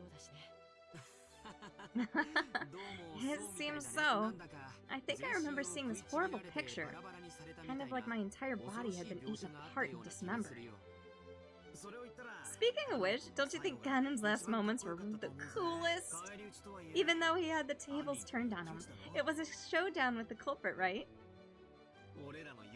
That's a whole bunch better than our confusing last moments, right? Though, in the end, I was able to get a solid hit in. Still, I think Kankun stuff was a fake hint. After all, because of that, the existence of the 19th person was made clear. That's right. At that time, everyone's location was obvious. So it was impossible for anyone other than some unknown 19th person to kill Kanon. Oh, I said it was Beatrice from the beginning, over and over. I don't want to believe it, but that does provide the culprit as a witch calling herself Beatrice. That's right. There were many strange things that happened that a human couldn't do. Ooh, only a witch could do things like murdering Aunt Ava in that closed room. A human couldn't do it. Not only is the existence of a 19th person clear, but it's also obvious that this person holds a power that humans can't even imagine. In that case, I don't think there's anything wrong with calling this person Beatrice. We probably met at the very end. Met the Golden Witch. Like I kept saying, Beatrice exists. And I'll let that because no one ever believed. Even one of her witch friends says the miracles won't occur if you don't believe. Oh. That's right. Beatrice-sama is generous to those who respect her. It seems to me that Maria-sama was never a target of Beatrice-sama's wrath up to the very end, despite the horrible crimes that occurred one after another. Well, Maria believed in Beatrice from the very beginning. But what's the case? If that's the case, how do you explain why you and the rest were all killed? You guys believed in Beatrice just as much, right? Beatrice-sama probably had her reasons. If the Song of the Epitaph represented Beatrice-sama's resurrection ceremony, many sacrifices were needed. He must simply have been designated to be one of those. Shannon-chan, you made a horrible end. At the very least, I wish your death could have been more peaceful and pretty. Well, it's not like it hurts. Anyway, right now, I'm perfectly fine, so don't worry. After seeing him stroke Shannon's cheek, which had been crushed during the story, everyone laughed out loud, smiling. Well, it feels a bit weird saying this, but I was sure the story would fit into the standard mystery genre. I'm a bit surprised to find out it's a fantasy. After all, a Western mansion shut away from the outside world on an isolated island with an inheritance problem on everyone's minds? It sounds like a typical mystery novel to me. It's not fantasy! Beatrice exists! Yes, we understand. Beatrice-sama does exist. That's right. Beatrice-sama does exist. I hate to admit it, but we've got no choice, because it's obvious that a 19th person, a witch, was involved. Many things happened that'd be impossible for humans. During the story, we tried to deny that in all sorts of ways. But now, I can say it for sure. Each crime, every single one, would have been impossible for a human. The Song of the Epitaph was the witch until it came crimson? It'd be impossible to carry out unless it was the witch Beatrice using all of their power magic could provide. The culprit was a witch. That point's perfectly clear. Long live Beatrice. Everyone believed! I'm so glad. Gods and witches might seem terrifying to people, or frightened of them, but I think they must be affectionate to those who believe and respect them. I think you're right. So, this murder game is finally over. Now it's time to pull ourselves together and try to solve the riddle of the epitaph, just like Beatrice said, right? I agree. Beatrice will definitely be happy. Everyone ignored that letter during the story. Even though it was right in front of us, we almost completely ignored it. I kind of feel sorry for Beatrice-sama. I've got the epitaph written down right here. Let's all solve it. Let's all solve it. The story probably went wrong ever since that time.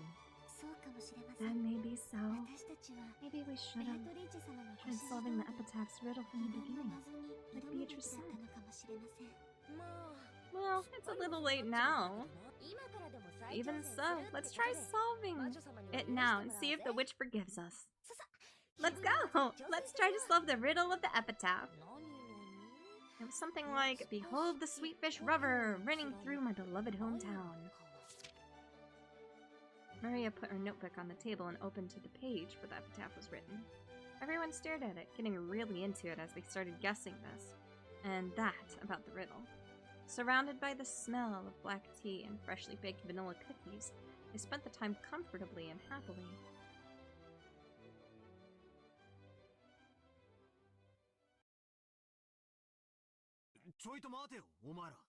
Hold on a second, you guys.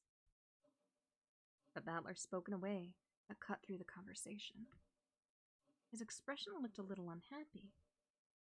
What could he not like about all of this fun? I've been listening to you guys for a while, but why did you all stop thinking? Why are you so sure that the witch was behind all this? Don't you guys realize something like that can exist? With just those words, the happy atmosphere surrounding the tea party evaporated in an instant. George and Jessica, and Shannon and Cannon, and Maria. All of them stared blankly, wondering what in the world Battler was talking about. Even the foolish, arrogant Battler realized that he hadn't chosen his words well.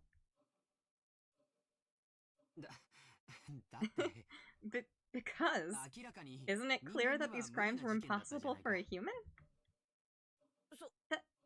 That's right. That's right.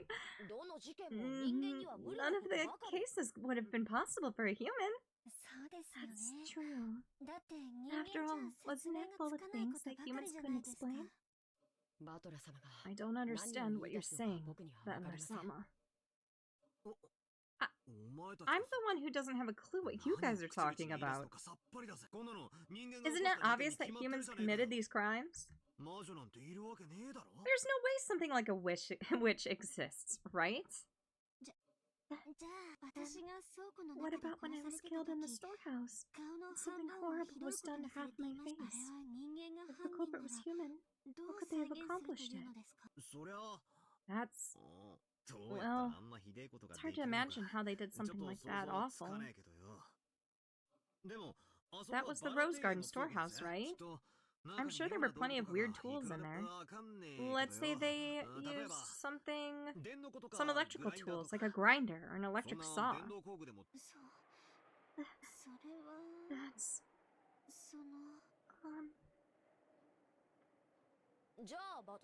Then, Battler, how do you explain Grandfather's disappearance from the study when it was a closed room? Even though the door was sealed, Grandfather just suddenly disappeared, right? We talked about that during the story too. It's not impossible that Grandfather used some trick to fool the receipt.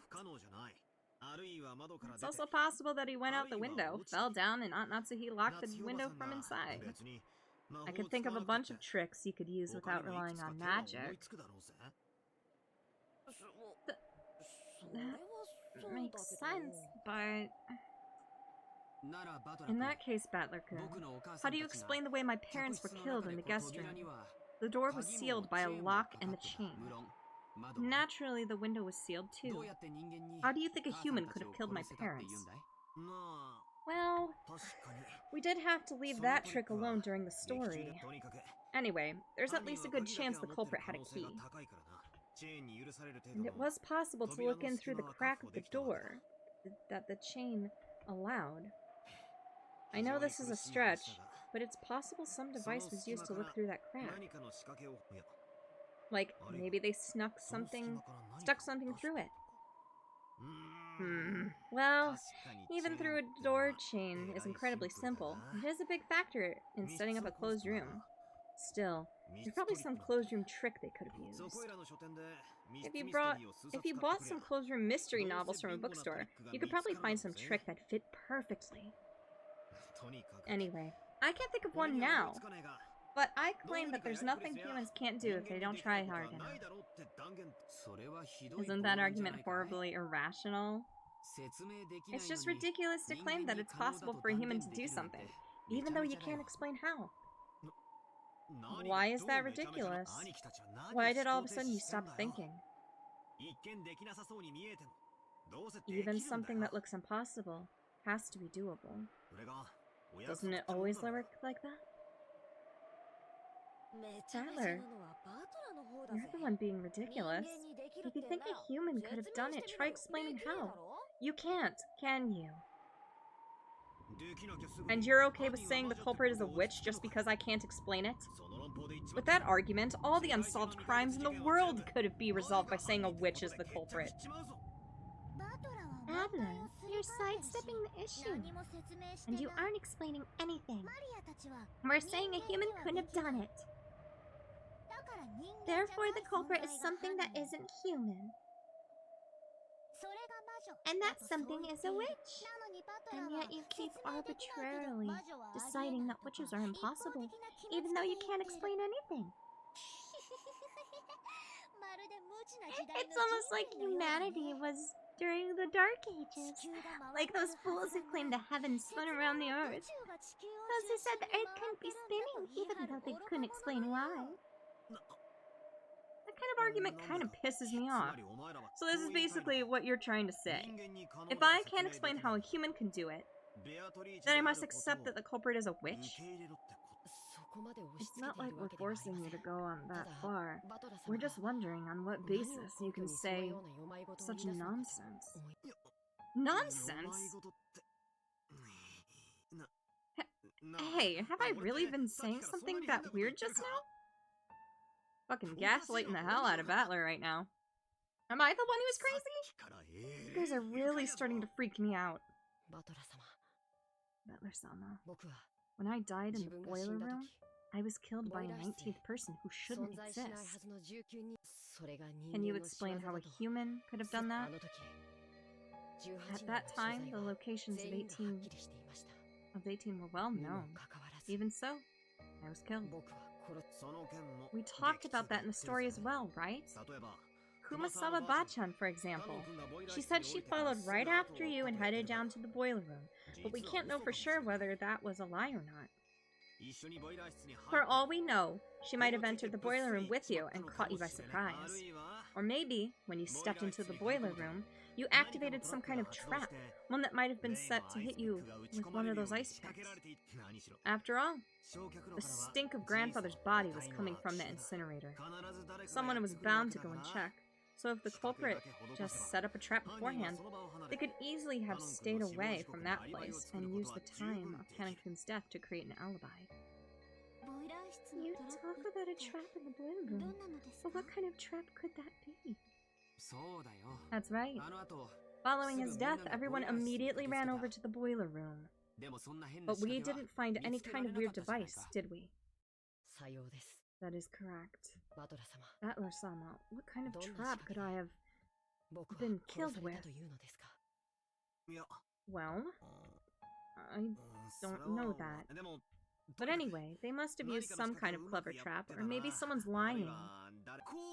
Or what about this? Kanekun, what if the whole thing was just you play acting? That's right, you were play acting. Aunt Ava and Uncle Hideyoshi were also play acting. They made the closed room themselves, and were only pretending to be dead. Battler, has your head been, feeling okay?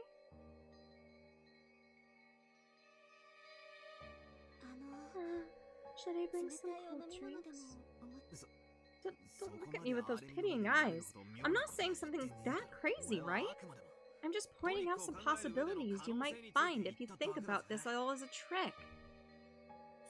Look, isn't it a pretty classic trick in a mystery story to have one of the victims just be playing dead? A classic trick? In other words, when Kanekun was killed, we knew for sure where all the rest of us were. And let's assume that Kumasawa Bachan wasn't lying. But that's only counting the survivors. What if the culprit pretended to be dead and joined a group of real victims so we'd lose track of them? And then it's acted on their own later. Everything would be explained. Huh? So, are you trying to say that Aunt Ava or one of the others was the culprit? But didn't Dr. Nanjo confirm all of their deaths as a doctor? That's right. Dr. Nanjo checked all of the victims. Battler-sama, for your theory to work, wouldn't Nanjo have to be one of the culprits too? Yeah, that's right. Once you consider that Dr. Nanjo might have been one of the culprits and faked the proclamation of death, the whole story changes. See? That's also a classic trick in mystery novels, isn't it? But Dr. Nanjo was also killed, right? About that. That's right. Dr. Nanjo faked his death. After all, it wasn't anyone except Dr. Nanjo who could examine corpses properly, and everyone was already confused anyway. We didn't have any spare time to check to see if he still had a pulse. With this theory, any one of the dead people could have been walking around. I think it would have been hard for the 6 of us who died in the beginning to do that. After all, the shutter was closed, and there was a padlock that couldn't have been opened from the inside. That's right. Mom was holding on to that key. So was Mom one of the culprits too? Wait a sec. Maybe it was impossible for the first 6, but in the case of Aniki's parents, the door was only locked on the outside, so they could have opened it from the inside. That's right. After we left the room, maybe they jumped out the window and got into the boiler room first. Is that too much of a stretch? Or maybe Dr. Nanjo made a mistake when examining their corpses. Look, he said it himself, right? He said there's a very high probability of making a mistake when examining corpses. If you disguised it well enough or prepared a substitute body, you could fake your own death. Let's leave the method or trick they used for later. And you see, it's not that hard to deny a 19th person existed, right? Much less a witch, right? At least that much is completely impossible. I don't know why you've been trying so stubbornly to say that one of us is the culprit. In other words, you want to suspect one of your own relatives? That's not it. It's just... I can't easily accept that a 19th person existed. And even if one did, I think we should construct our argument from the point of view of that culprit as a human. I'll only accept it as a wish in desperation, at the very end, after everything else has been disproved. There's no way witches exist, right? Why has everyone been casually accepting the culprit as a witch? I think it's great how your family love makes you hate the thought that someone close to you is a murderer. But is it okay to let that fool you? Don't you want to find the detestable culprit who killed so many people? Aniki, don't you want to avenge your parents? Jessica, don't you want to avenge Kanen-kun? And Kanen-kun, don't you want to avenge Shanin-chan? Shanin-chan, you should at least want to know who it was that killed you. Why has everyone totally surrendered and decided that the culprit was a witch? What's wrong with all of you? Lorelei is the culprit. Wow. And you can't assume it was a witch. A ghost, though. Yeah, that could be it. That could be it. I accept my fate. Blood will be my sacrifice. You will be spirited away, and you'll have to snuggle kitties for all eternity. The foolish and short-tempered battler tried to force his ignorance on the others and yelled at them. I guess I've lived a long life. However, everyone just looked at him pityingly, silently watching over him. At that time, the wise Maria laughed and pointed out Battler's mistake.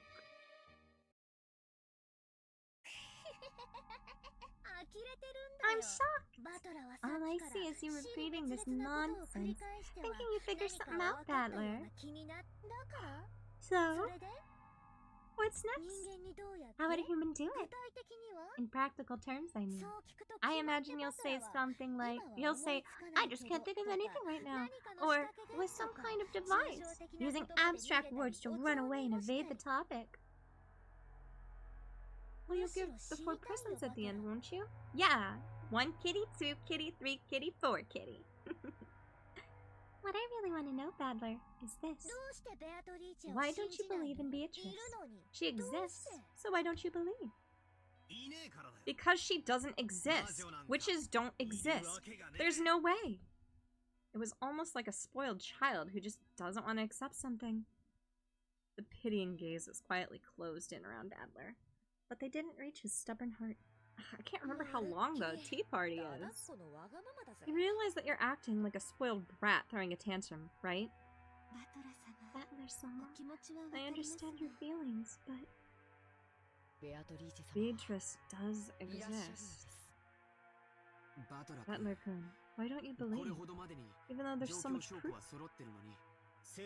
I don't accept the argument that a witch must have been behind everything, just because I can't explain it. Does this mean that if you don't know how a light bulb shines, then magic is the cause? That's wrong, isn't it? There's nothing that can't be explained without magic. All of this about witches and magic is abdication of thought. You just surrender and gave up because you don't understand what happened. Isn't that right? Wow, Unsurprisingly, it looks like... Whoops. It looks like you alone won't believe no matter what, Battler. Even if a single person doesn't believe, the miracle won't occur. So, if you don't rethink your ignorant theories, the magic won't be completed. Now I see. I finally figured it out. So in other words, you guys are trying to force me to say witches exist, right? A lie that everyone accepts becomes the truth. Is that what this is all about? I'm so sorry. I'm so sorry I kept going on about this. But what you're doing is all useless. I refuse. You guys are all pressuring me, and that's why it's all useless. Pressing, not pressure. Why? Sorry. Why don't you let me spin the chessboard around one last time? If you want to force me to accept that there's a witch, there's a real easy way. And it's not the indirect way of saying, it must be a witch because humans couldn't have done it. All you have to do is show me a witch doing it with magic. Furthermore, what Maria said earlier is what'll really dig her grave. You said that even if one person doesn't believe, a miracle won't occur. But a real miracle happens whether people believe in them or not. Even if I alone don't believe. So any miracles or magic or witches that exist only because I believe in them are downright lies.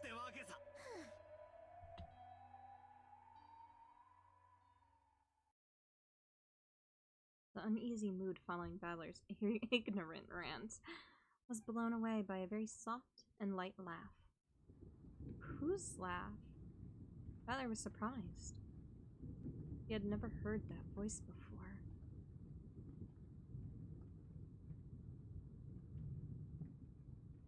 When he looked at George and Jessica, at Shannon and Cannon and Maria, he noticed that they had suddenly gone respectfully silent.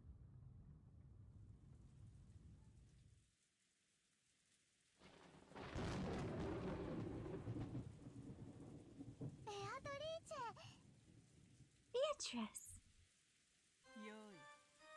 How amusing. I haven't met such a charming human for quite some time.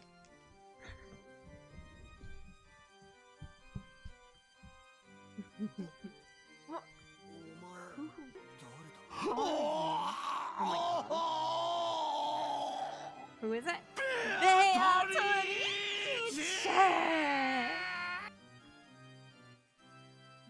Don't you even know the host of the tea party you were invited to? How amusing indeed.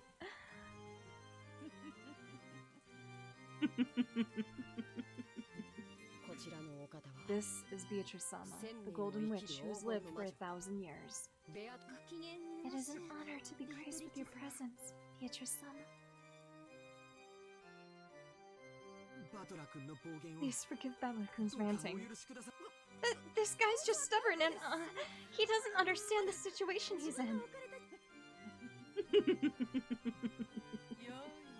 What a treat this is. Most witches get tired of living after the first 1,000 years.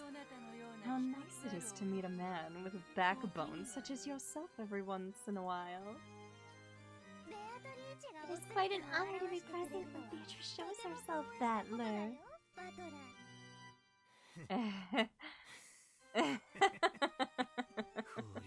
How astonishing. Are you really that desperate to make me believe that a witch, that a 19th person is the culprit?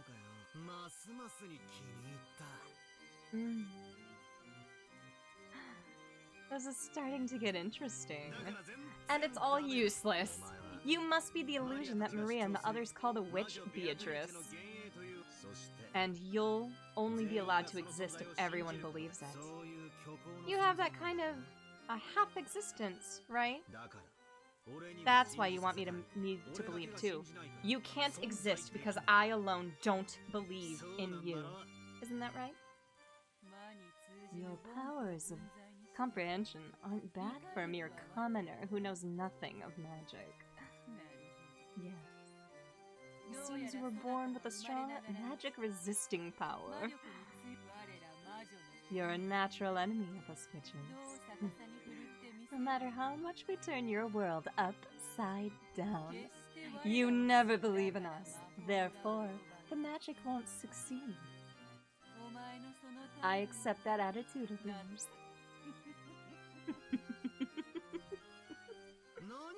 I've got no clue what you're saying. It's very kind of you to go through all that trouble of showing yourself to us. But I don't believe you exist in the slightest. It's true that many strange things happened during those 2 days. Like Maria said earlier, even though I think all the tricks could be explained, I still can't lay out the practical details of each one. However, that doesn't mean I'll surrender.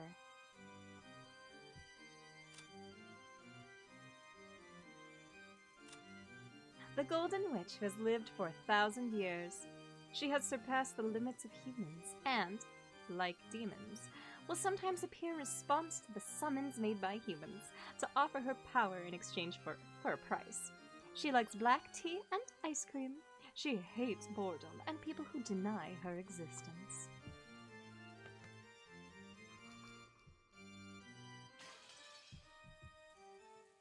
However, that doesn't mean I'll surrender. I'm different from the rest of them. Got it? I'll never accept that it was the work of a witch just because I can't explain it. Oh yeah.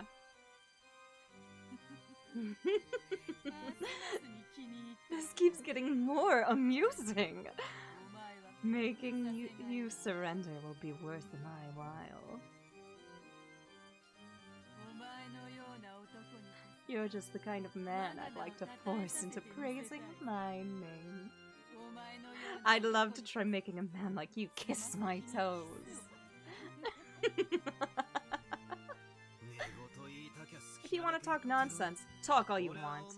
I deny you exist. All of the events can be explained with human tricks. There's no room for even a speck of magic or witches. Yes, Mommy Beatrice. It's a collective hallucination, no doubt. Wonderful! What a perfect way to divert oneself from 1,000 years of boredom! Then, let me ask you.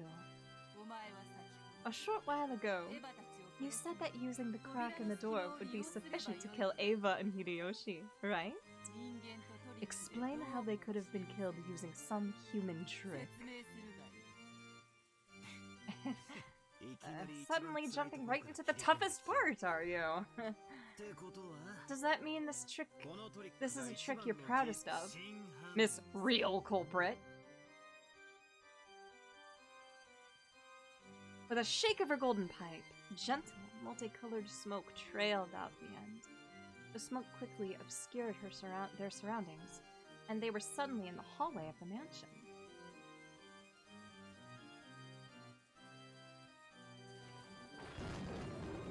The door in front of them, slightly open, but secured by the chain, was... That's right, it's the door to the room where Aunt Ava and Hideyoshi were killed. Nice trick. Very well. Show me what you would do through this small crack, Batora.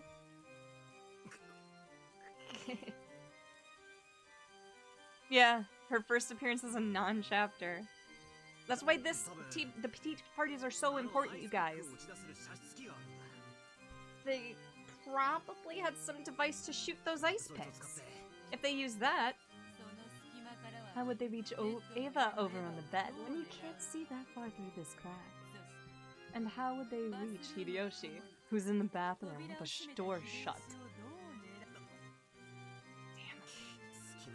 There's a crack. There should be some way.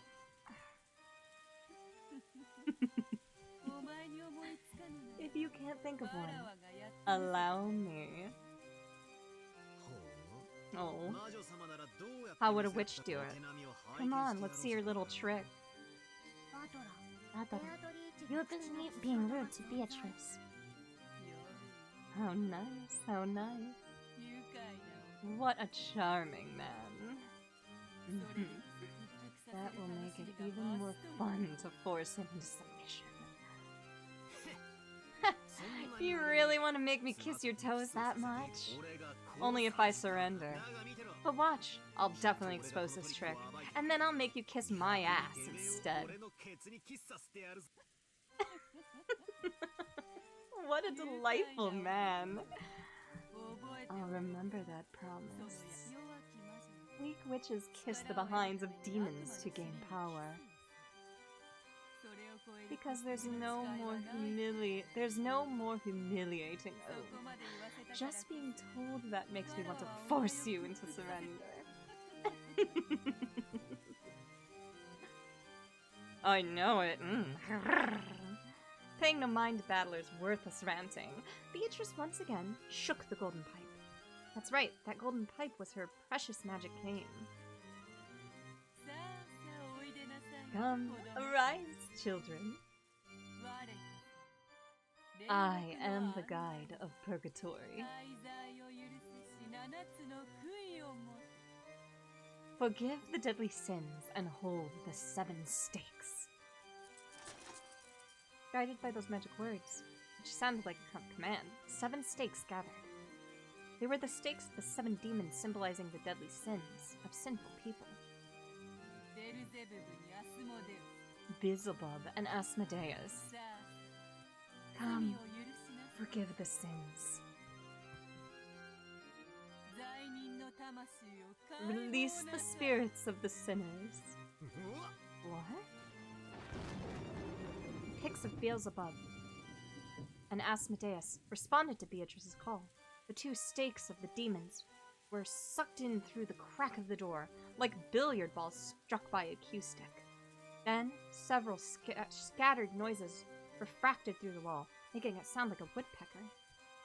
And at the end, a pleasant sound could be heard.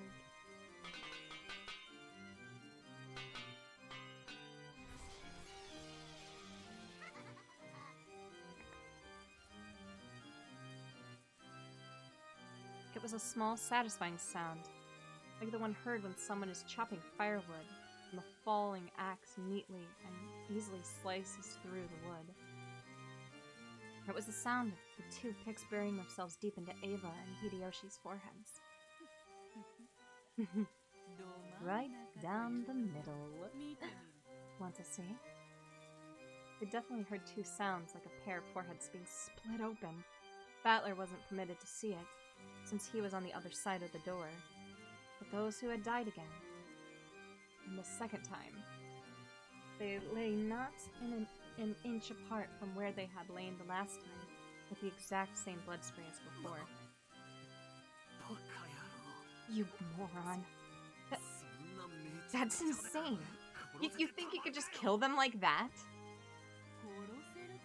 I can kill them. I can kill them just like this.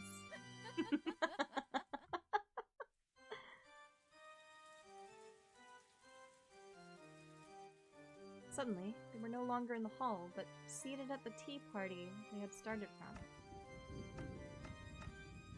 Everyone but Battler was sitting meekly, but Cannon was moaning, fresh blood dangling from his mouth. What a rude thing to do at a tea party. Satan's stake was buried deep into Cannon's chest.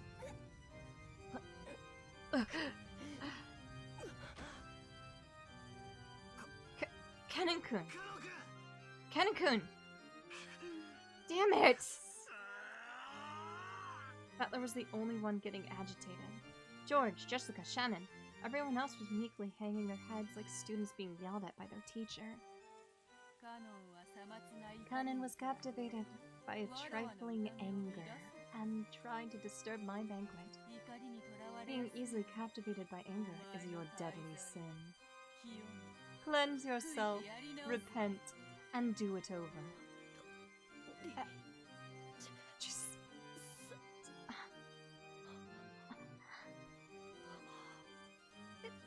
Beatrice, please forgive him. I think Cannon has repented enough. Wonderful. I am generous to those who respect me.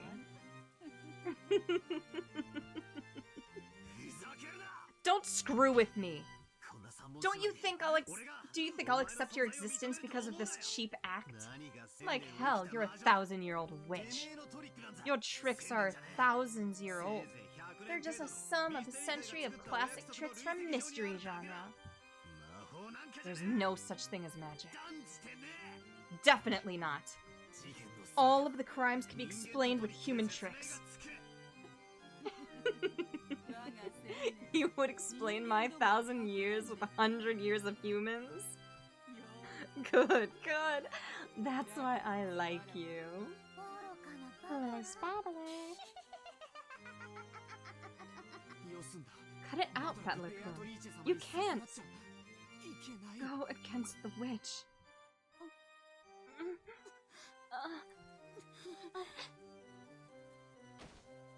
Shannon started moaning, holding her cheek. Maybe she had a toothache? But apparently, it wasn't a toothache at all. A slight redness spread across the cheek Shannon was holding. It looked like that redness was causing Shannon unbearable pain. Her fingers were pressing in against her cheek, and drops of sweat appeared all over her body. Shannon! Shannon! Hang in there! Hang in there! What's going on? Damn it, what the hell is that red stuff? It expanded rapidly, covering half of Shannon's face. Then, the stupid dunce Battler finally realized. Please, Battler-kun, please, believe in Beatrice! I beg you! Because you won't believe! Because you won't believe!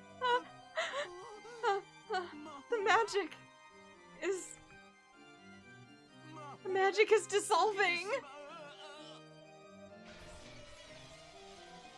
For the first time in his life, Battler heard that sound, like a pomegranate splitting.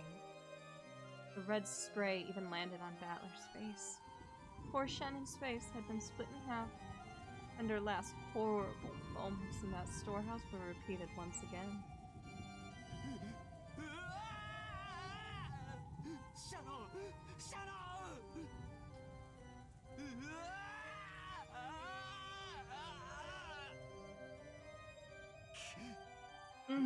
Damn it! Damn it! Stop it! Stop it! Stop it! Don't humiliate the dead! Don't humiliate the dead! Lots of grunting, I'm not gonna voice act. This time, the redness spread across George's entire body. It was like a beautiful cloud drawn by milk when it's poured into black tea. It spread out and extended across his entire body. As it did, it seemed to give George increasingly greater pain. Looking at this bizarre spectacle, Battler was petrified as he frantically thought of his pitiful, clumsy imagination about the nature of the strange death George and the rest were experiencing. Eventually, that redness reached the nearby Jessica as well.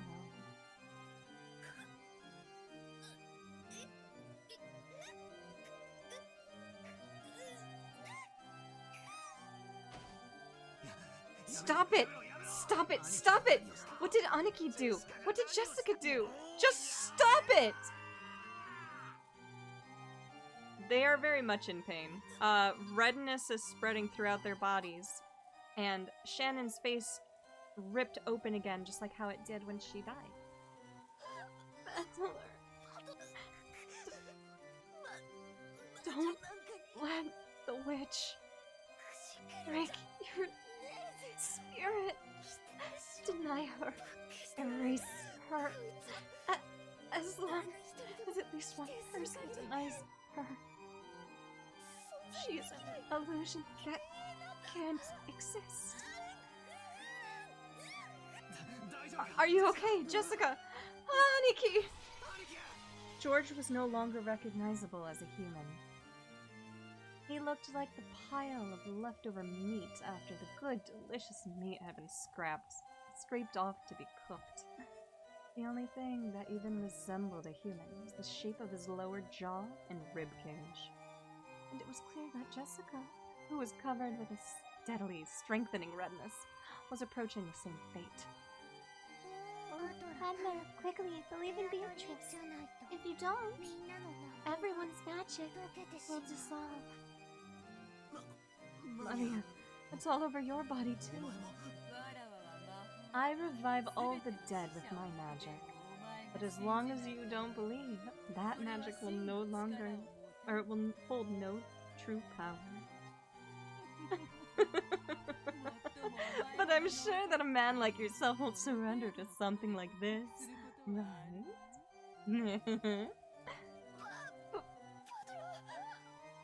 We didn't want to doubt our friends. We refused to face reality and gave in to the witch. But you won't give in to the witch.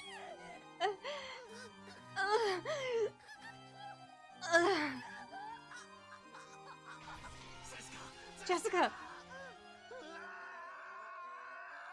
Poor Jessica met the same end. Just like George, she ended up like a butcher's leftovers. George and Jessica were now so destroyed, melted and mixed up, it was impossible to tell them apart. Don't cry. Beatrice will restore the dead over and over. So there's nothing to be sad about. So, even if we die, we're still just fine. The redness began eating into the whole of Maria's body. The foolish battler watched and screamed.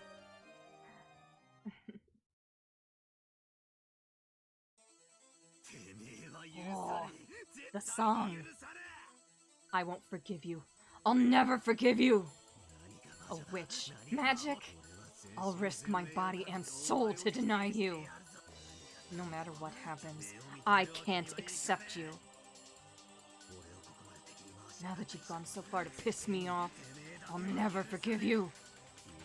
I won't forgive. I won't forgive. I definitely won't forgive you. You'll regret making me, Ushirame battler, your enemy. I'll deny you no matter what. No matter how baffling things get, it can all be explained by humans. I'll erase every cell of you from this world. Well said, battler, was it? That's just the thing to divert me from my 1,000 years of boredom. Come, explain. Try explaining it all with human tricks. And learn how lowly humans are. Let's see if what humanity has built up in 100 years can oppose my 1,000 years. Matsu, thank you for the raid. We're just finishing up. That's what will make forcing you into submit so pleasant. So, tell me, who call yourself battler? What about Maria's letter? How the 6 were killed? The shutter? The receipt seal? The closed room with the chain? Cannon in the boiler room? Genji and the others in the lounge? Natsuhi's suicide? The riddle of the epitaph? The location of the hidden gold? Yes, battler! Why don't you show me the power of humans?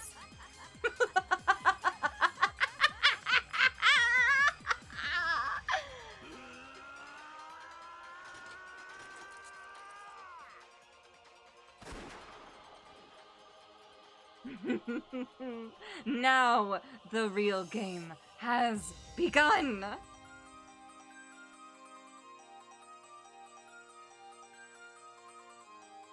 Hmm?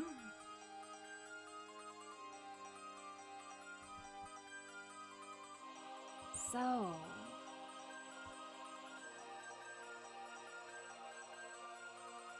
yeah, if you love the music, Dai, Mzaki, like, incredible fucking composers. Holy shit.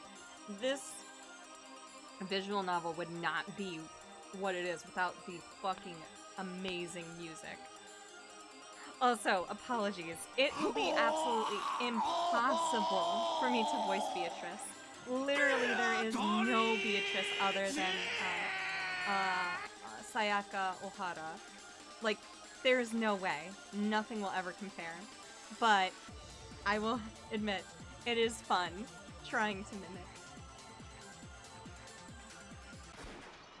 Huh?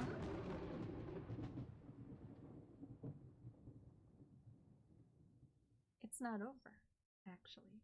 We still have a little bit more to go. Question mark has been added. Complete the tea party. I know this seems strange, but welcome to the tea party for those who are not human. I hope this is short, though. I remember this one's pretty short, if I recall. Let me see if I can look it up real quick.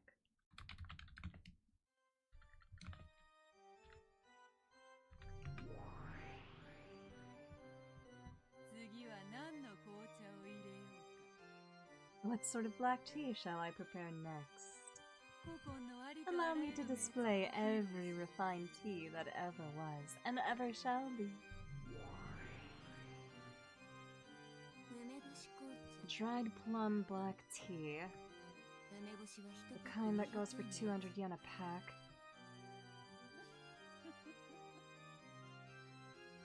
It's gonna be hard. So now we're at a point where I'm hitting my limit of different voices I can make. And mind you, not all my voices have been exactly that unique. For 1,000 years, I have been fond of black tea, but I did not know of such a thing. I will never tire of living in this world. Beato, you don't have to display such hostility. I am just a wandering witch. I didn't come with the intention of violating the rules of your territory. Hostility? I bear nothing of the sort. I am just terribly concerned with seeing to it that the legendary witch, Lady Burncastle, is well attended to. You misunderstand. I am powerless. Before a witch such as you, who possesses a dreadful power to kill an individual 100 times, I am completely powerless. That a powerless lady witch like you possesses a power that none can approach is what you are truly terrifying. After all, that great witch, Lady Lambda Delta, was dethroned by you alone. I only won an endurance contest. She simply got tired. That is not what Lady Lambda Delta said, though. Too much humility can be unseemly, Lady Burncastle.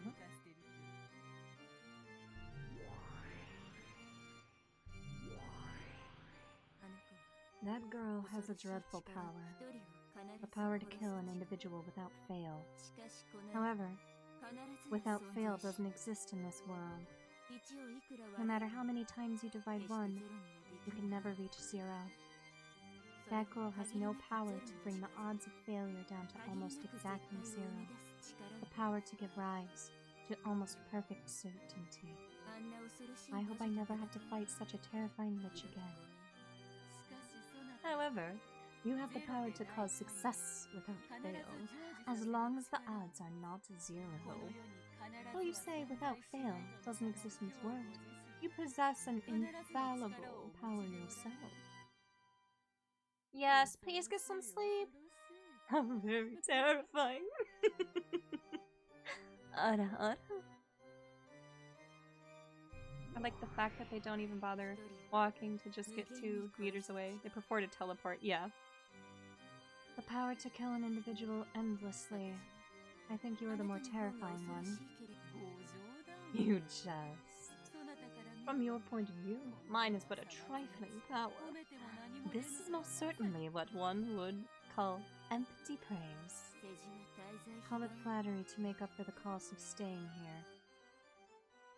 Peak laziness. I am a fleeing traveler who crosses the fragments, continually running from boredom. I simply came around because I heard you started something interesting. Have no doubts that I will choose to leave as soon as you are no longer interesting. I, Beatrice, am deeply and humbly delighted to have a great Lady Burncastle as an observer. And so, your impressions?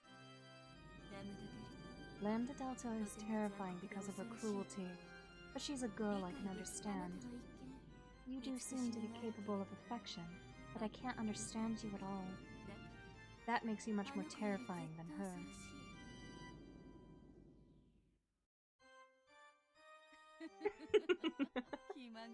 I am fickle by nature. Do forgive me. Besides, I believe you also enjoy entrusting your fate to the rule of a fickle dice, right, Lady Burncastle? When I roll the dice, I have a role I clearly want to get. Unlike you. You, on the other hand, never let the dice fall from your hand.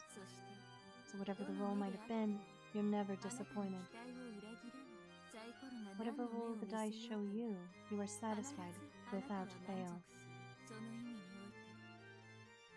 In that sense, you far surpass me. You're the one I really don't want to fight with. Inside of you, there's nothing but zero. That's why I can't win against you with my power. It's the worst compatibility.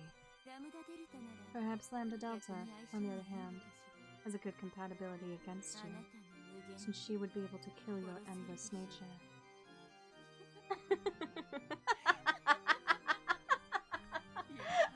Yes, witches truly are the best people to enjoy black tea with.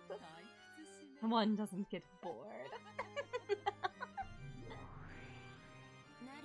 Then I'm relieved.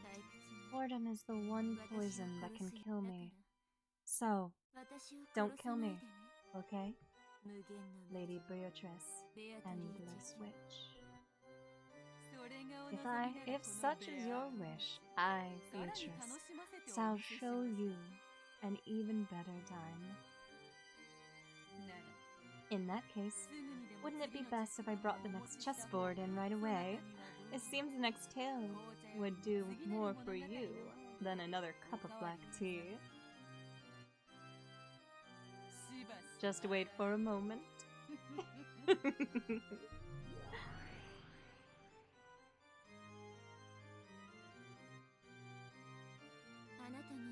Something troublesome seems to have taken a liking to you. I really like to lend you my power, but as you just heard, that girl's power and mine have a very bad compatibility. Unfortunate as that may be. But you really are pitiful, so I'll help you out just a bit.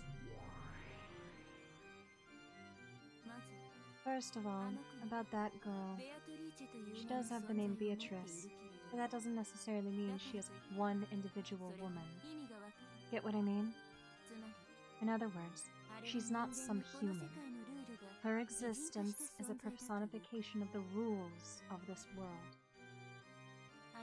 To beat her, you have to expose the rules of this world and unravel them. Perhaps this can be likened to learning the rules of chess by watching a game. First, take a good look at the chessboard. Then, learn the movements and roles of the pieces. Then, look for the conditions required to win at her game. When you've managed to reveal all these things, her heart will be exposed. After that, you can rip it apart or crush it as you please. I am being quite generous. In the past, when I had a human body, it took me 100 years to notice even this much. This is my meager farewell gift to you, the piddle one captured by the echo. It's just like a spoon. A spoon can be used for more than just drinking soup. You can use it to dig through a prison you're locked in, or as a weapon to gouge the witch's eyes out. Of course, you can also use the spoon to continually sip the watery soup inside your infernal cell. Don't get the wrong idea. I have no intention of becoming your ally. I do feel empathy for you, but I won't help you. It's like I'm sitting in front of the television yelling at you on the other side, even though my voice won't reach you. So, you understand that I am a witch, right?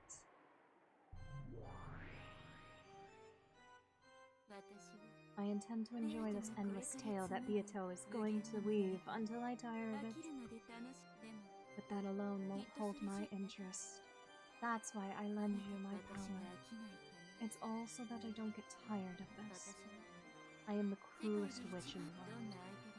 Whoever the opponent may be, I'll make them surrender with certainty. Even if it's Beatrice, the endless witch, okay? You are my game piece.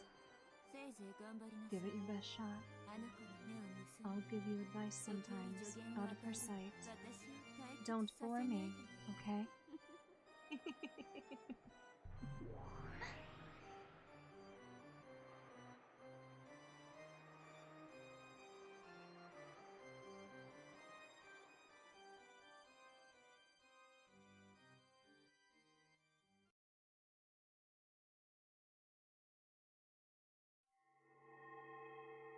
Alright.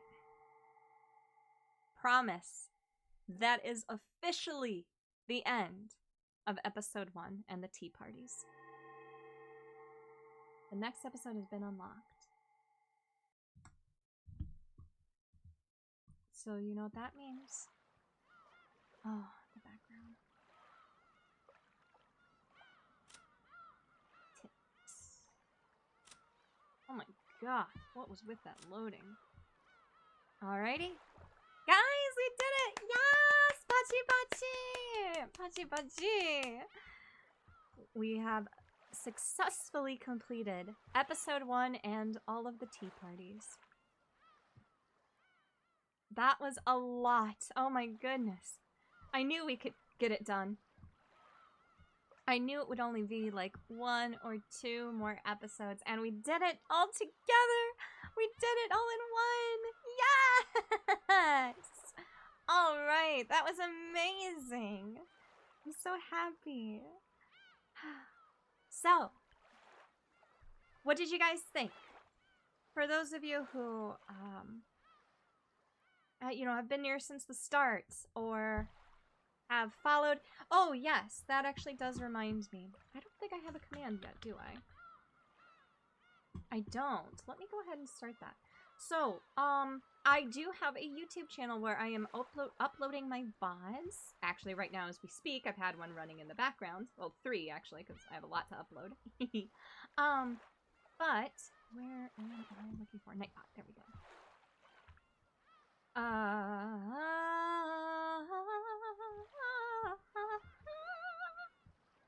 Add a command.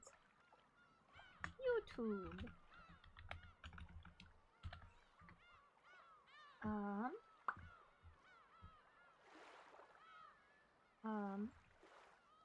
Anyway, sorry, I'm zoning out.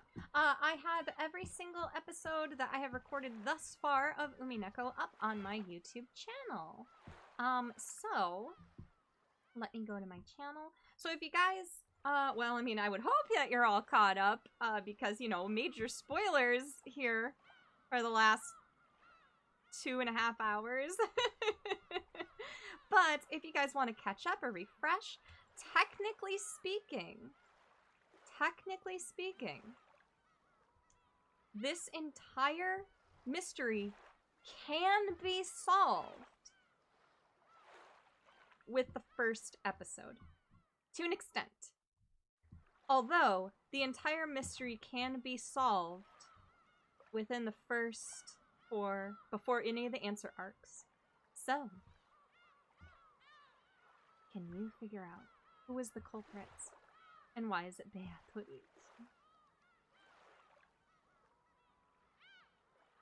Beatrice, Beatrice, Beatrice.